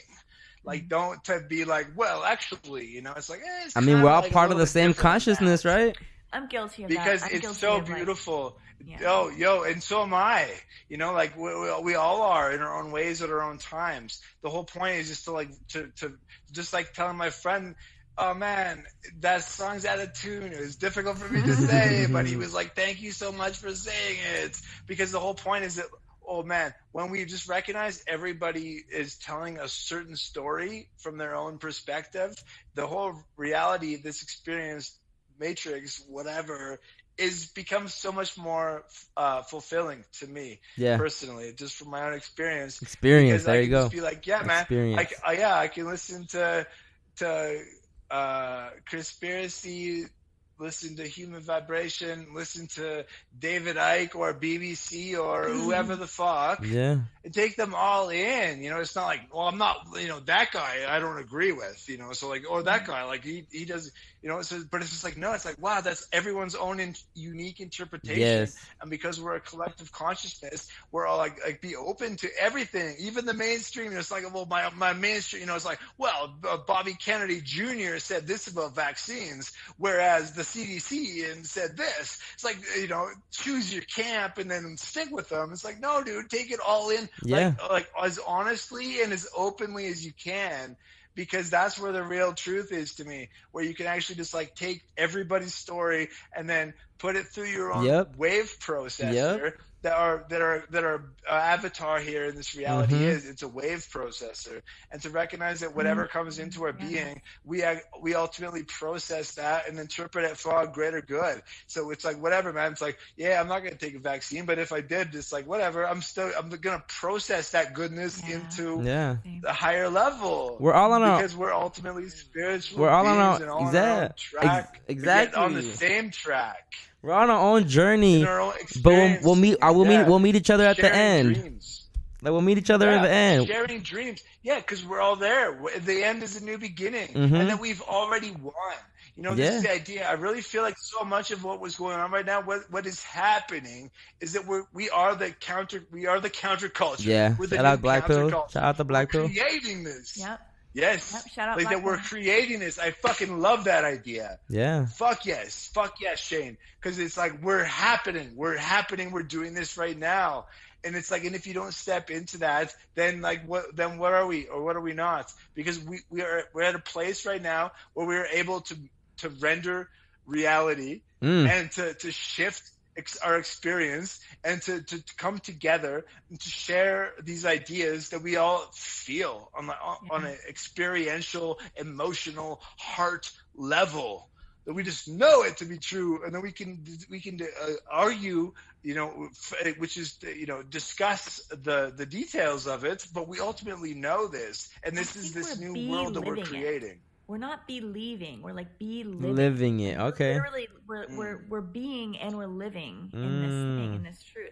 It's changed. This way of thinking has changed my life. This way of being, this way of living. But for the better, I feel like. Much better. People might look at us crazy. That's the funny thing, but it's like, I don't care. I'm so happy. You lie. Yeah. It's different. It's better. Everyone is. I'm not as frustrated by the purposefully placed reality trap, the loose traps that are everywhere. Yes. You know, every time you get frustrated, like every system, if you get frustrated, just know that that's how it was designed. It was designed to frustrate you. Right? Like it really was. Traffic is designed to frustrate you. It's not designed for like maximum flow. It's designed for actually kind of like, it's actually designed in a way to restrict flow at certain points and to make you the end result is loosh, is frustration, and vibrating you the whole time. That constant That's vibration. that's why perspective is really key to happiness.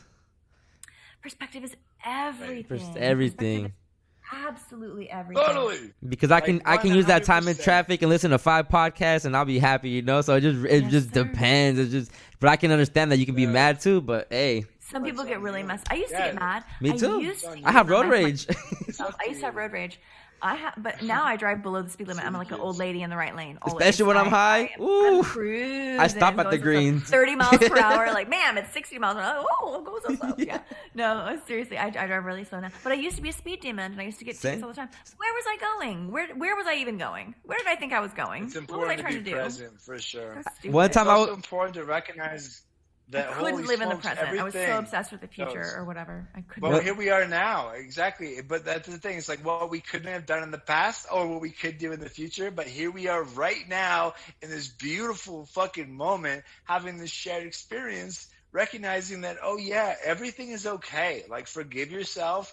Don't get too caught up into whatever the case is outside that we wouldn't even know is going on if we didn't have a fucking telescreen in front of us in the first place. Seriously. And just recognize that everything is perfect. Everything is happening the way that it's meant to, and that we're all powerful creators manifesting a new reality, and that however that expresses itself, probably more like some, well, we're just on this new dimension, and that's just the way that it works for us. Because to me, I'm like, that's just the way that it's working. Like, and then once you experience an increasing amount of synchronicities, for example, and you just start like feeling your dreams and like understanding symbolism and recognizing that when that raven just landed right beside you and looked at you just as you were having that thought, you were like, oh shit, like let me go back and look up on the internet what raven symbolism means. And then you're like, oh yeah, the raven totem teaches us this thing. It's like, whoa, for and then you'll sure see ravens in your real life, you know. Yeah, sure. And you take that lesson from it, you know. Doing tarot, it's like, okay, like the cards mean something. Just like it's like if you saw a deer when like you were thinking about something, or a coyote or whatever the case is, it's like it's all teaching us something, and it's not an absolute. Like that's what the coyote means for everybody. A coyote sighting, definitely. It's like, no, dude. It's like, look it up, and just like a tarot, look it up and then take your own interpretation from it, as if it's dream symbolism, because we're all just in this, as if like the reality under the upper levels is some sort of liquid that we're all in, like that we actually are underwater, because we are mostly water. The air we breathe is mostly water. So essentially we already are those beings that are swimming underwater just when we're walking down the street. We're all a bunch of sea monkeys. And so which is the Jungian archetypal explanation of that, to say that we're in the subconscious, and of course we are. And so like to treat reality as if we're in a lucid dream, and as if we're already there, and we're already there co-creating this reality together. Like much love to everybody, to all of us, to ourselves, our forgiveness to our past selves, master love for our future selves, and be an artist of our reality. And then once we all start like working on that level and like continuously elevating ourselves with that intention and with that goal, with like short achievable goals that we can actually achieve until we hit our big spectrums in the future, like that will ultimately shift our entire collective experience of reality, in my perspective. That's already happening for me. I'm speaking for myself. It's happening. Yeah, we're doing man. something. Exactly, We're because doing, we're seeing a it. ripple. Yeah. Yeah, it's happening. It's happening. And that's the thing. It's like with all this stuff, which is so great to be able to be talking about this idea. We're just sharing our experience, a shared experience. We're sharing a shared experience. So when we come on to we'll write down this conversation that we're having, we're all like, yeah, dude, exactly. That's what, right? Yeah. That's what we're all feeling. And so it's like, okay, yeah. And like here we all clearly are, like just for all three of us to be having this conversation that other people are going to be listening to in the first place is like so mind blowing. You know, it doesn't matter if one person or 1 million people listen. Like, it doesn't matter. Quality over quantity all day. And just that idea that's like, here we are, just like that we agree upon these concepts that we're ultimately manifesting, rendering as we go, creative, loving, infinite beings. And like and that once you recognize the illusion and you emotionally divest from all the nonsense, that life just becomes infinitely better, and you feel younger, and you're fresher, and you got more virility, and you can just smash and crush and do anything you want to do. And all of that comes from that awareness. Right? I love it. I love life it's now. So good. Love life. I've never hated life, but I love life now. Knowing that I'm the real master to this and I can control it. And the only thing I can't control are my emotions, so I don't let people affect that anymore, then I feel like I'm unbeatable right now. Obviously, you know, obviously, you know, something might happen, but if it does, it's part of the journey, you know, it is what it is, but... Totally, exactly. And to be open to that, to be like, back to Brother Berg, everything happens, it's perfect. If it happens, it's perfect. If it happens, it's perfect. Yeah, and because it happens, it is perfect. Because it happens, it is perfect. Yeah, and if it didn't happen, then it wouldn't be perfect. You know, because it did, it wasn't meant to happen. So everything that happens is meant to be. It's all perfect. For your own experience. So that philosophy totally flipped my shit. You've helped me with that a lot, Brother Berg. You've helped me. I've heard you reinforce that that kind of like, I think, you know, it's a Buddhist principle, but it's way beyond that. You've really reminded me that, and you too, Chris, like, with the perspective is everything. Like, all we have is owning our own emotions. That's all we have agency over at the end of the day. That's the only thing you can control. That's the only thing we can control. Right. And if you can find a way to forgive yourself from things from the past, because we terrorize ourselves way more than other people sometimes with our bad negative talk and like our reliving of trauma. But look at this. I think sometimes we dwell so much on our past to prevent the same mistakes from happening in the future that we forget to enjoy the present. We forget to just live in the now and just keep creating it, because we're so worried about, I did this, or I should have done that in the past. I could have been here, you know, by now. And it's like, right here, bro, right here. Oh, I heard a great thing. Anxiety is fear of the future. Depression is fear of the past. Right. And wow, yeah.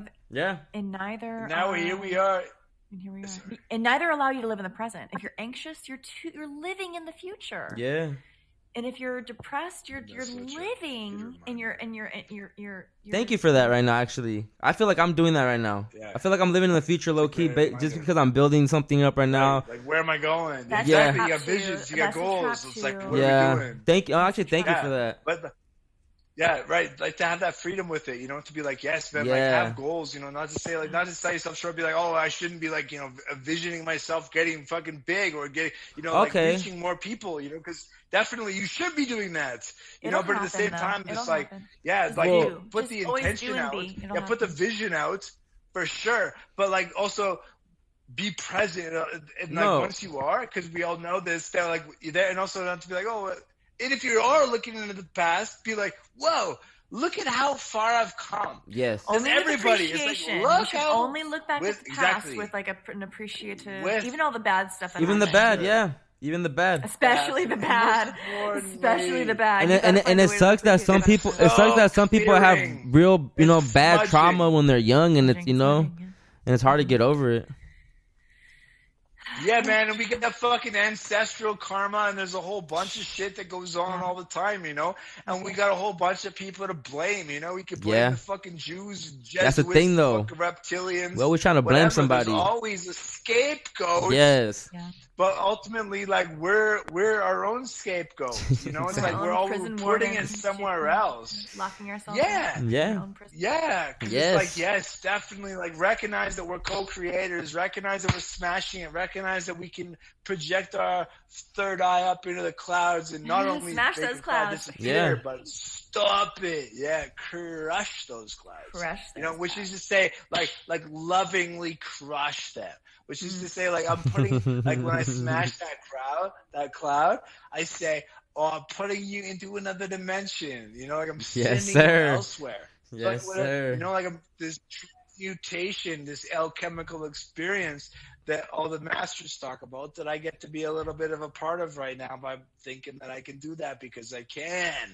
And that we're all doing that as we render, as we experience, as we rip, as we rock, as we do whatever we feel like doing. Yeah. Like truly, as long as it's like with your heart and it's your heart expression, and recognizing that everybody is doing their own thing, like cultivating compassion and recognizing like, oh yeah, you know, if these fucking dum-dums want to wear masks and get vaccinated, like cool, dude, like right on, like all power to them, because they're also in their own underground lucid dream, you know, underwater lucid dream. So it's like right on, like do that, like support that, you know. It's like, not for me, bro. Just But, leave like, me that's alone. what Yeah, I'm exactly. Just leave me alone. Yeah, and it's like, You do you, right, boo-boo. yeah, Exactly. yeah, and you do boo boo, You do exactly. you, boo-boo. You just- I love Yeah, that. and That's my everybody new. just That's you my do new you, boo-boo. catchphrase. That's gonna be my catchphrase. I love for it. that Yes, mating in the you do Matrix. you, Is boo. you do you, boo boo. Yeah, I it's like so that. cute.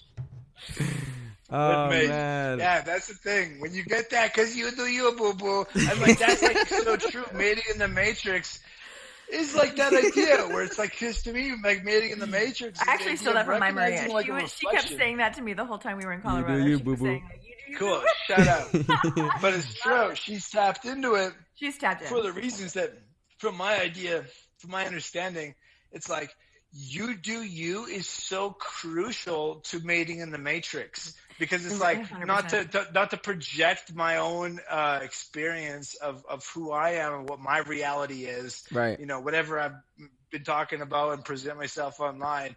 I'm like, whatever this is that I'm saying that I feel, it's like, but I'm open to who you are and who you are and what you feel and who Don't dim your and what light. you Don't dim your light. resonate Yeah. with. Don't dim your. Yeah. Right, yeah, and Literally, we just be you. shine on each other. Shine Yeah, on. and like two big beams shining on each other, Yep. and then of course that's gonna lead to mating. When we can just shine on with Like two truth. magnets in a drawer. You can leave them overnight, but you know they're gonna. Yeah, together. next thing you wake up in the morning, oh Next morning. shit, they're at it again. They're at it again. Yeah. Those damn magnets. No. It's true. Fuck, There's always that, getting after it, because it's just the way that it works. That's just the way that it works in this matrix, where Yes. we put it out, and especially with the idea of like a clean heart, a clean soul, just like and open to everybody else's ideas. Not like, oh well, we agree on, especially this happens so much in my personal experience, where like we can agree on like 90% of everything. But then that 10%, though, that 10% is a problem. Well, we're going to have to talk about that 10%. You know, Yeah. that 10% becomes an issue. Dude, what about the 90%? Right. You know, let's focus on that. Yeah. What? You know, and like to really, that's why I love like what you're doing with the mating in the Matrix or whatever, the dating or mating or whatever the case is. I said it, yeah. Navigating. Navigating. Navigating, even better. It's all the same. Yeah. It's all the same. Whether you're All the navigating, same. dating, or mating, it's all the same. And to appreciate that level of reality where you're just like, oh yeah, shit, we're all navigating, dating, and mating in our own ways, and to just love each other. And that's the releasing of the ego and all that Love. stuff, to be like, well, I don't like when people misinterpret my gematria, I know, I'm so because bad at ultimately, because it's fine. It's like the Actually, important thing is violet is awareness not of purple. it. I'm kidding. Yeah, You're the it turns purple out, lady. wow, actually, I'm so bad about getting No, my butt hurt. about no, that babe, stuff. all good. Because the whole point is that, like, here we are, like, recognizing ourselves and like who we really are, and like what the shared experience is, you know. And like that's like, you know, for if you are having issues with that, wow, so are we all, you know. Yeah. And that should cultivate compassion. Yeah. That should cultivate like connection, Mhm. and that we can all just be like, oh yeah, shit, like here we all are together. And so to find a true beauty, like to manifest a partner in this reality, which is like easy but rare, but like easy if you fucking put it out there, because like you just manifest that shit, and all of a sudden like, whoa, magnets in the drawer after we turn the Overnight. kitchen lights off. Yeah, it turns out Brother Berg, you have a they girlfriend? fucking hooked Together. up. You have a girlfriend, Brother Berg? Vibing. Yeah, vibing. Vibing. I like Yes. that. Yeah, vibing. Yeah. I like that. I need me a little something, you know. No, there's amazing things that are occurring. No, that's the thing. Like, there's this amazing fucking gal that I've met that has been just like, are you kidding me? Like, she agrees with all. Not only is she like sexy as fuck. that's the hard part. That part. Yeah, but and most like what makes her sexy. No, I know, it's the brain. That she agrees with all of with my ideas and sees me for myself. And like she's like, yeah, fuck the mask, fuck everything. And like I'm like, yeah, check this idea, check these crazy. You know, I'm like, you know, like gradually like unleashing more and more mind benders on her. In order to like just slowly like initiate her into my own mystery school. To extra capsa. You know? Extra capsa. Yeah, right? Just to like, you know, can we open the box together? We're always so scared to share ourselves. And then once we do, with the right person, if you find the right person to share yourself with, and it doesn't have to be like the permanent person, like just vibe with people. Vibe. I think we're so, I think, and also we're talking about living in the future with relationships. Facts. Don't Facts. think about tomorrow. Don't think about next year. Don't think about if your parents are gonna like you. Don't think about that shit. Don't think if you're gonna smash the same night. Don't even think about that. Don't think about you're right. You're right. You're right. There. Don't forward project. You're right. Anything onto another. Don't do that to yourself. Yeah. And don't do that to anybody else. Just be there with them. Yes. At that time. I like that. Yeah. For a temporary moment, like that's the thing, because like and every, who cares? you know, I've had a lot. You guys may not date, you guys may not even date. I mean, the great likelihood is that you won't get married. You know, like so, just let all that go. You learn a lot too in those situations. And then you can learn more about yourself. Yes, a lot more. Open to meeting, and sometimes I think every mistake in dating is very important, and I think I think we get like we mess up. Like if you can level up by having a mistake. Sometimes you can if you're in the right mindset and you go on a few dates or even have a relationship with someone who's not right for you, if you are vibrating at a certain level, like you will vibrate out of that. You will find a way. You will. If you continue to work on yourself, the lower vibration states and the bad relationships, they will fall away. It will just happen naturally. Yes. It'll just happen naturally. But the work always has to come from within. Yes. Like you can't try to change then your you attract the same thing every time. You always have to change yourself. Yeah, always. Yeah. But not like change to fit your partner. You have to change to be your truest north. Like you have to. Yep. Usually our relationships go south when our things point in the wrong direction. Like that's true. Yeah. Yep. Because we get too into I'm right, you're wrong. I think this is a big part of relationships because exactly the whole thing. I've loved a lot of women in my life. Will love so many more. The whole point is recognizing this idea. Brother Berg, getting at it. Yeah, word Big up. brother. Yeah, no, but bro, truth. Because like BB. holy shit, to recognize like the deep truth of that. Oh yeah, we're a mirror. We're a reflection of each other. Right. You know, and like so, in the things that I don't like about this relationship, or that I liked in the first place, and then all of a sudden turn into something else. Otherwise, that's telling me way more about me than it's saying about you. This reflection of my other, this mirror, you know. So every relationship is perfect. Yes. Because it's meant to be in order to teach each other things. It's a mirror. It's all a mirror. Ooh. The fucking Indra's net, as the Indian the fucking Hindus say. This idea that like all of reality is a diamond that is like a multifaceted diamond that when you look into it, it's reflected yourself, but also every single person who's ever lived or ever will live.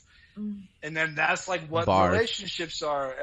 Whether you're, you know, whether it's a sexual hot relationship that you're flirting on and having a good time with and having like getting energized through your chakras on that sexual level, which is like ultimately your creative level.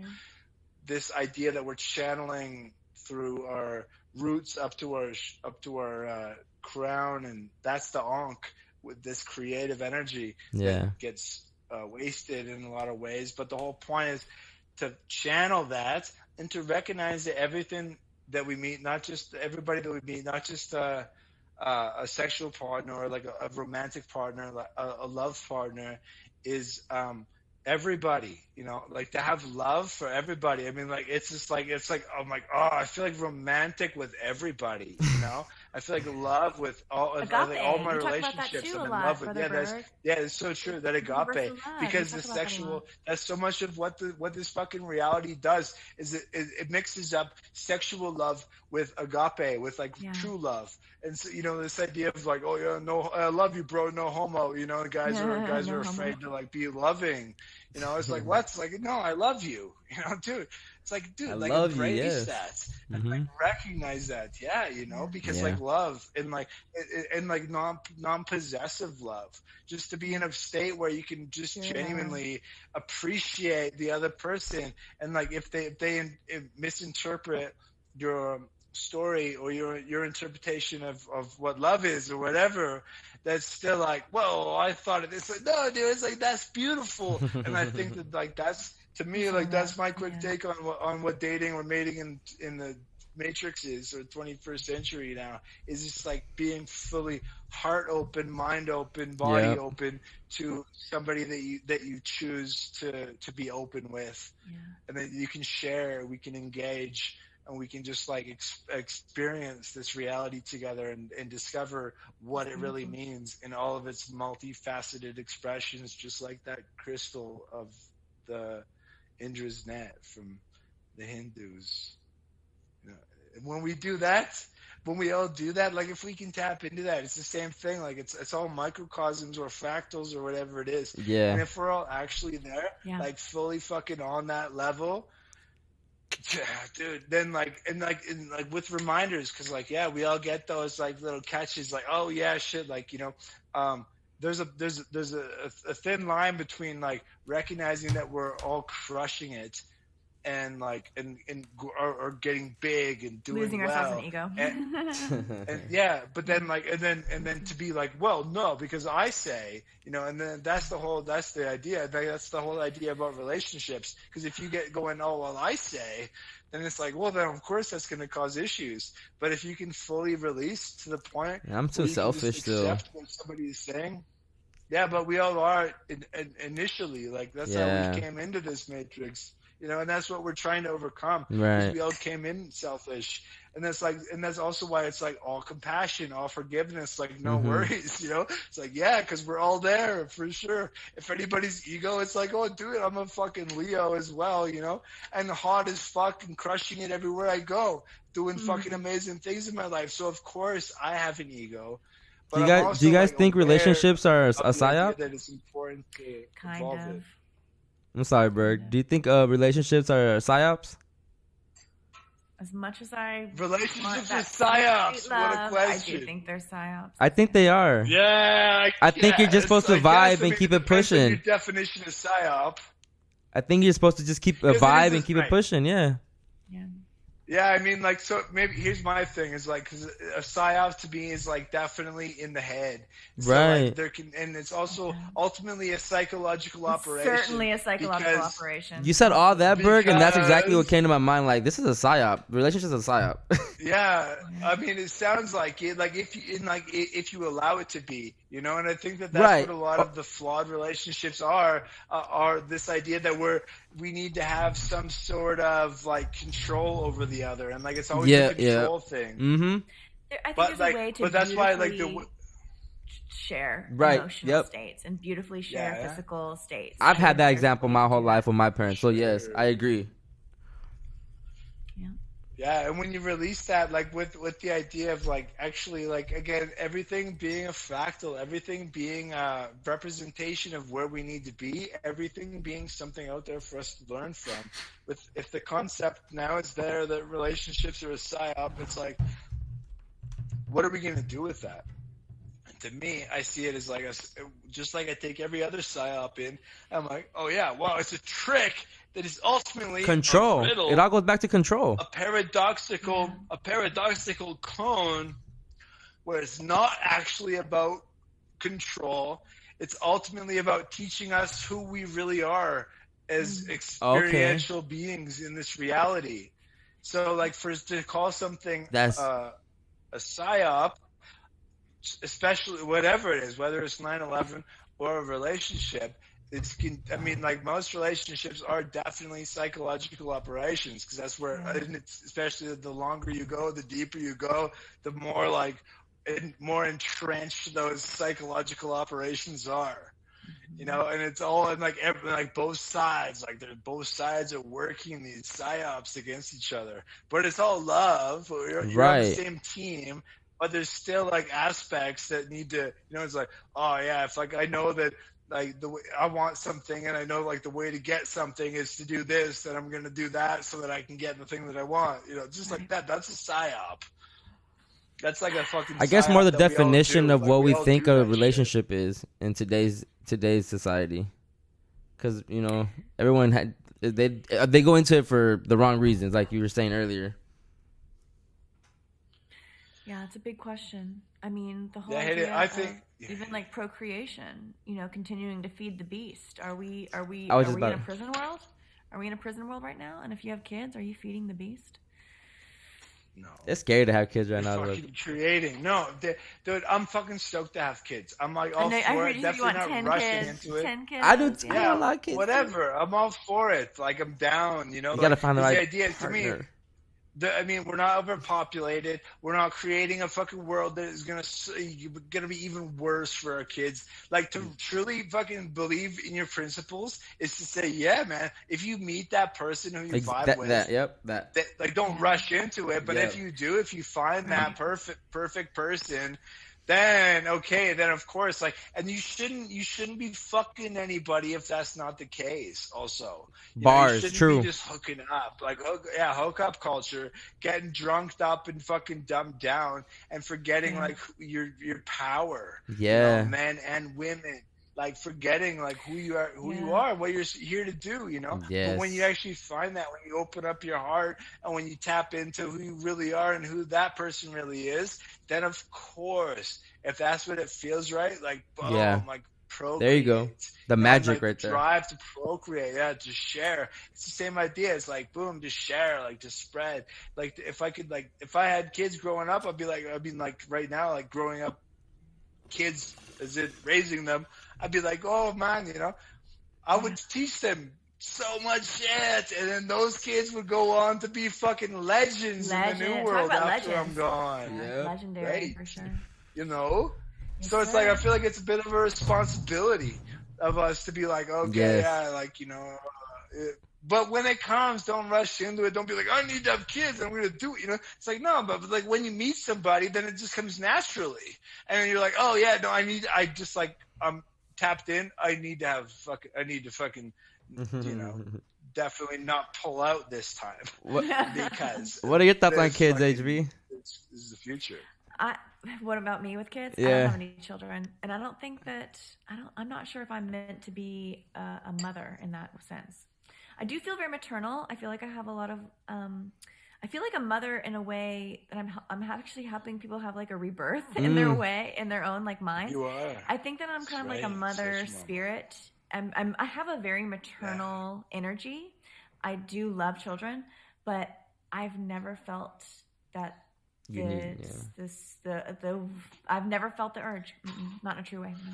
Yeah, and good, because you shouldn't feel the urge until you meet that guy, and then you're like, okay, now I feel. And I'm so right, in tune. and then I'm now, so in tune for the with future. what I truly want, and I'm so in tune with what I don't want, and so That's where I'm at with it too. yeah. So I think Yo, you're right. So your I'll know. standards, and you get more pickier and everything. So it's hard, you know. And you know when you know. Yeah, exactly, yeah. And like, I'm getting older, you know, all that bullshit. Dude. Bullshit, yeah. I'm not letting that cloud my decision. Yeah. It's No. 2021. Whatever. We have kids, whatever. So I'm not letting that cloud my decision. For sure. But that idea where you're like, you know, when the time is right for me, then I will unleash, and then I will fucking rip it off. And but then it until will then, take like, over the don't push. world. Yeah. I want a football team. And That'd then be imagine- nice. Yeah.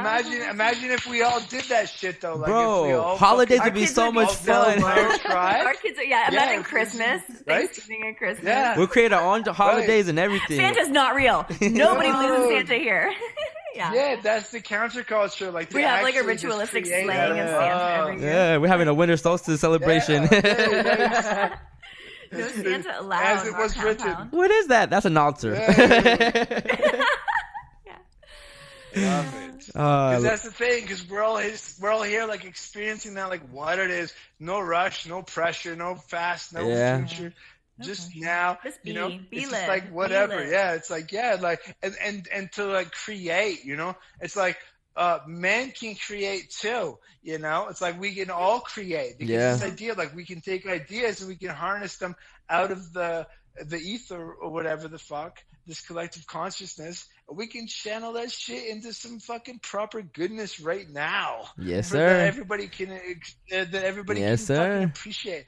Just like having like a cute ass kid being like, oh, look at my a cute fucking kid. It's like, hey, everybody, like, look how cute my fucking kid is. And everyone's like, oh yeah, true though, that's a fucking cute ass kid. You're like, yeah, like that kid is just fucking ripping around, asking questions, being real as fuck. Kids like, give me light.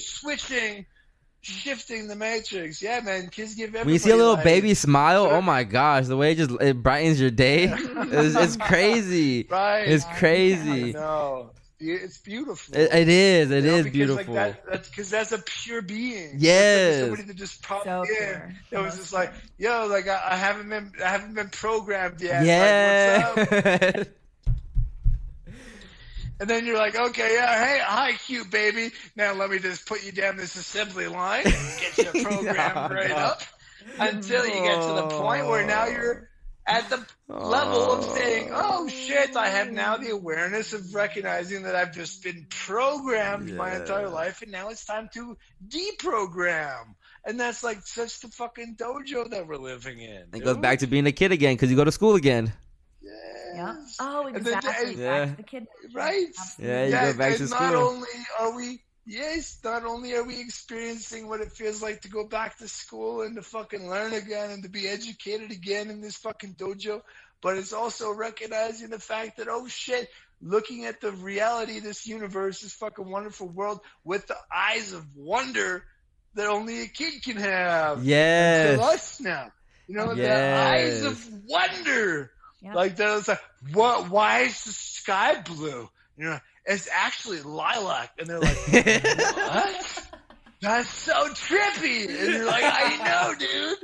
It's actually lilac, and they're like, crazy. Like, yeah, and have you heard about the myth, the Minotaur? And they're like, what? Yeah, like it's a purple thread, you know, and then like that's like that's how I envision the new age, like this new world that we're living in. Like that's just like that's how kids are growing. That's how people are growing. If we're doing it, it's like it's like you look back and you see our parents, our grandparents, our great grandparents. It's like a gradual crash. Right. Like we're way just different in than so them. many ways. In so many ways. Right? Like represent. I mean, like all power to them. But like it's just like so many other more important ways, like emotionally spiritual ways. Like it was just like a fucking downfall. If I'm, you know, as far as our history goes, you know, if I can look at my dad, grandfather, great grandfather, it was just like imagine like a, you know, and here we are now, like a blasting back up again. Like in this new fucking reality where we're creating it and we're crushing it. Oh yeah, we're becoming bulldozing this reality for sure. Properly bulldozing the reality to create something new, rendering as we go. Shout out Human Vibration always. I know you guys don't consider yourselves like celebrities, but to me, you guys are like celebrities in this world that I'm into. You know, I consider you guys like the top dogs, You're of this. Celeb, dude. I know we all are. I know we all are, but like we're it just all hanging. We're all vibing. We We're all are. on that like yacht. That you guys are that beautiful. mind I'm yacht. telling you, it's so amazing. These conversations are amazing, man. I swear. It feels good. I love this. I love being able to chat. This is what I was waiting for my whole life, to be honest. I was waiting to chat like this, to be able to have these incredible conversations where I could be my true expression of self. Yeah. Not talk about nonsense, not talk about sports or the weather, unless we're talking about how sports are fabricated and the weather's modified. Yeah, Or, you know? exactly. But you know what I mean? Exactly. It's like it's my dream. This is my dream. I am a dream still dreaming. Yeah. Man, and I think it's just starting for you too, HV, for all of us, man. I hope so. Yeah, for all of us. That's what's so fun. I got a lot of It's energy. exciting. I hope they. We're gonna fuck up the media. Watch. I'm Everyone telling you does. guys. Of course. Because like, Telling of you. course we have energy. Of course we fucking have vibe. Of course we're fucking a new creation of everything. That's what I'm saying. It's so exciting because everybody, all of you, young as fuck, and will stay young as fuck because we don't buy into the fucking matrix. And that's the whole thing. Like, how do you escape Loosh, the outta matrix? here. It's like, dude, yeah, we have the loosh. It's like, dude, it's like, yeah, we got egregores. Like, these are thought patterns. Like, so let's create a new egregore. Let's Yeah. create a new fucking mindset. I Let's do create a love new how medium loosh was like a sleepy old that is term that attractive. nobody Oh, used you anymore. definitely did that. And now we talk For about sure. loosh all Yeah, the time. I that's love it. It's such a yours. good word too. It's I I fun to know, say. but you did It that. is. It You is. did that. Got it. Yeah, I give credit where it's love due. Yeah, that's it. I You love did it. that for real. I just Props, asked me what my favorite props, word was the that's other day, and I sweet. forgot. And I didn't have a good answer, but it's probably loosh. Loosh or Just purple? saying it's fun. Loosh or purple, yeah, they're both fun topics. Yeah, I say them about word count. My lifelong word count. For loosh and purple are But- probably high up there. We can go really forever. And I don't think I'm gonna end it here with you guys because Okay, we're at the this is 2 hour bedtime. mark. We're at the 2 hour Bedtime for me. mark. Bedtime Yeah. for me. Thank you guys so much. This was fun. This was amazing. Thank you, Brother Berg. Thank you, AG. Thank you. Yeah, thank you. Thank you. You guys are fucking legends. Like, You are brother Brother Berg. Your episode. Hey, yo. Hey, sister. Hey, brother. What I'm saying, dude, all I'm saying is like when I say, hey, you're a fucking legend. What I mean is that like everybody listening right now, anybody that's listening is Yeah, a fucking legend. Wow. It's very important to understand. Like that it's not just like, oh yeah, I got like a few thousand followers on Twitter. Nobody cares. The whole point is that there's vibe. There's vibe. We find vibe, each and other. we're Whether all you have fucking 2 tapping into followers it. or 2,000 Yes, followers yes, or yes, 20,000 or yes. 200,000, whatever. If you vibe Follow right, your I don't hearts. even care about all that. I already connected with you guys. I already won. Yeah. Who cares about? exactly. But people that are on the Yeah. outside, We just have jump on already in. won. Jump on in. We've been You vibe one. with No, us? exactly. And we've already won. That's what I'm saying. That's I think the so, too. fucking shameless saying, I bro. think so, That's the too. whole thing. It's like we're just going to. We're just realizing it. Games of a new reality. Yeah, now we're just playing in the finally playground. going We're to playing in the the garden. Realizing it. Yeah. There. There Where we it's go. already been done. No fucking past. You did that present, too. future, time doesn't exist. It's been done. Yeah. We're here. We're experiencing. So experience it. Just experience it. Tap into dream symbolism. What the fucking reality means to you. Just tap into your heart. Just tap into fucking being a real human being in this fucking realm. Tap into Whoa, love. Tap turns into out- love frequency. Right? Like, yes. Open to other people, like, and compassion to other people, you know, right, making their own mistakes because we all make mistakes and we just do the best we can. But turns out we all fucking do it perfectly. And so just trust that it's happening perfectly. Otherwise, it wouldn't be happening. And then Yes. do that. And if we can all fucking level up on that level, oh shit. That's what's happening. That's what's Yes, happening. sir. That's where we're going. So let's just fucking do it, right? Beautiful. Thank you guys. Appreciate you you. guys. Thank you, Chris X Matt. Overly blunt. It says overly blunt right now. What's this going to be under? Chris X Matt or Conspiracy? This is a conspiracy, but yeah, I want to meet you guys in person one day. You know, I definitely want to do We gotta have a wrap. Well, We an gotta have interview some in sort of, like- person. Yeah, that'd be definitely. so Oh, dope. for sure. Yeah. I got so much The media. best part is that, bro, you know, of course you got media. Sorry. Hold on. but Yeah, you got media. no, I wasn't got gonna say. media. I didn't You got finish. media. But yo, I I wasn't know, gonna sorry finish. to interrupt, but No, I said. finish it. But this, Brother there's Berg. this idea that we need to have a fucking festival. Yeah. Where like Okay. all of us, all of our followers, everybody gets down and we fucking just create our own fucking Burning Man. Like all of us, like this entire community gets together. So like the people that are Let's. listening to this, if you got connections to make that happen, like let's make that fucking Let's. happen. I'm going to and give make a it presentation fucking on John event. Ramsey. I'm going to give a presentation on Yeah. space. I'm going to give a presentation on purples. Do it. That's like my dream Do is it. to lecture on all this Yeah. stuff. Do it. I know. That'd be so Right. amazing to go to Love college and Professor Human Vibration. That would- Professor Human Vibration. Oh, yes. That's Professor HV. Yeah. Yeah, you Call me go. Professor HV. This answer is to the reality HB. that we're creating. Like these ideas are not absurd. Like they're so because that's what we are. We're in this fucking education camp right now. Love it. The I love re-education Yeah, I learning. like it. Yeah. You know, like we're in North Korea. We've all been put into a re-education camp. It's like, Are oh we yeah, Kim you Jong know, Il or we don't know? Yeah, we are exactly. We are Kim Jong Il. We're also he's a Kim female. Jong Un. We're also all of the entire. We're the entire lineage. We of are the North government. Korea, they always tell which us we the doesn't people exist. are the government. We are told that Yes. by the will of the Government people. is God. Will of the people. Yeah, we are the government. So Yeah, we are God. We're government. We're also North Korea because if anything doesn't exist with that whole philosophy, it's definitely North Korea. Fuck that place. yeah, I'm with you. I think Brother you're Berg, right.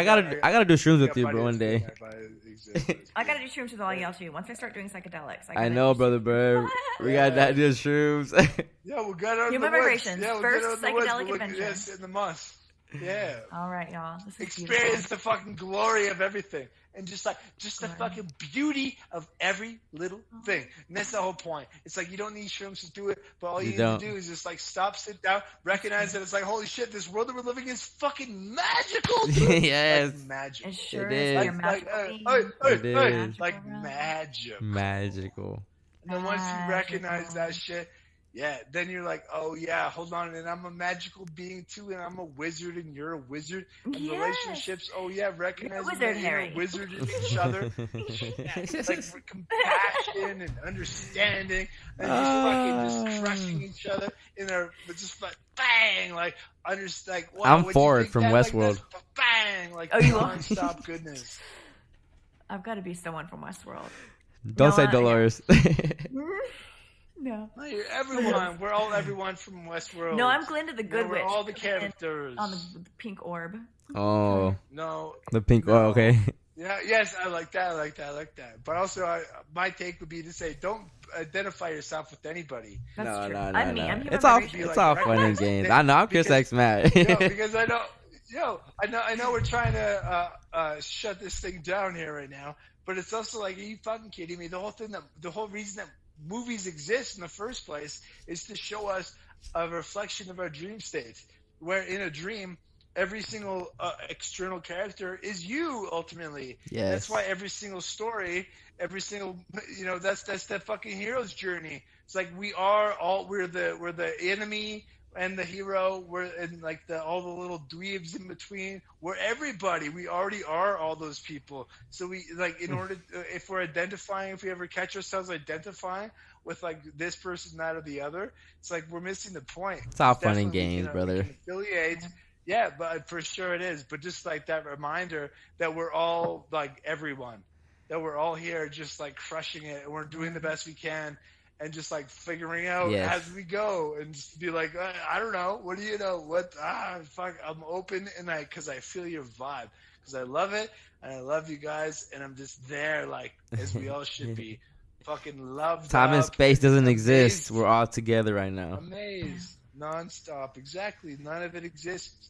And that's the whole idea of everything is fake, except for everything that I experience is reality, like this love that I have for you guys. I don't want to end on everything This love fake. that I have. Yeah, we're not. I know, that's what I'm saying. Don't say that. But that's what I'm saying. Don't say that. Real, that's what I'm Let's talk about saying. that. Because my love is real. Yep. That's what I'm saying. Is like fucking. I'm like, real. Whatever that philosophy, that We're theory, real. we're I all am real. And love is real, and what we experience is real, and everything that we do is real. So treat it as real, and step up and level up, and fucking make it real. Bow, bow. 'Cause we all can co-create, and we can all fucking step into it, and we can fucking make it happen. There you go. If we focus, and it's easy. It's easy. And if it wasn't, it wouldn't happen. It's perfect. So just trust everything. Faith. Face it as well, and then just fucking hit it, because we're all fucking champions already. Thank you guys so Love it. much. I love you Excited guys. to have talked to you You guys have a great night. Love you guys. Beautiful so way much. to end it. Thanks, Brother Berg. Thank Thanks, you, Chris X HB. Matt. This was beautiful. Yes, this is gonna be a good one. Thank you guys. Bye. Love you. Love y'all. Love you guys. Love you. Yeah. Bye. Bye. Yo. Yo. That was a heater. That was a heater. Yo, I know I keep saying this. I know I keep saying that every time an episode comes to be my top 5, top 3, whatever. But nah, this really like top 5 for sure. For sure. I got HV and Brother Berg on the CHRISPIRACY podcast at the same time. Man, I ain't even gonna do an outro. I'm just leaving it right there. I hope you guys really enjoy that, and I'll see you guys next week. CHRISPIRACY. Okay. Grab your folders in your bags. It's the end of class. Good looking Chris X Matt. We'll be sure to make it back for the next session that you're hosting. See you bright and early next showing. Grab your folders in your bags. It's the end of class. Good looking Chris X Matt. We'll be sure to make it back for the next session that you're hosting. See you bright and early next showing.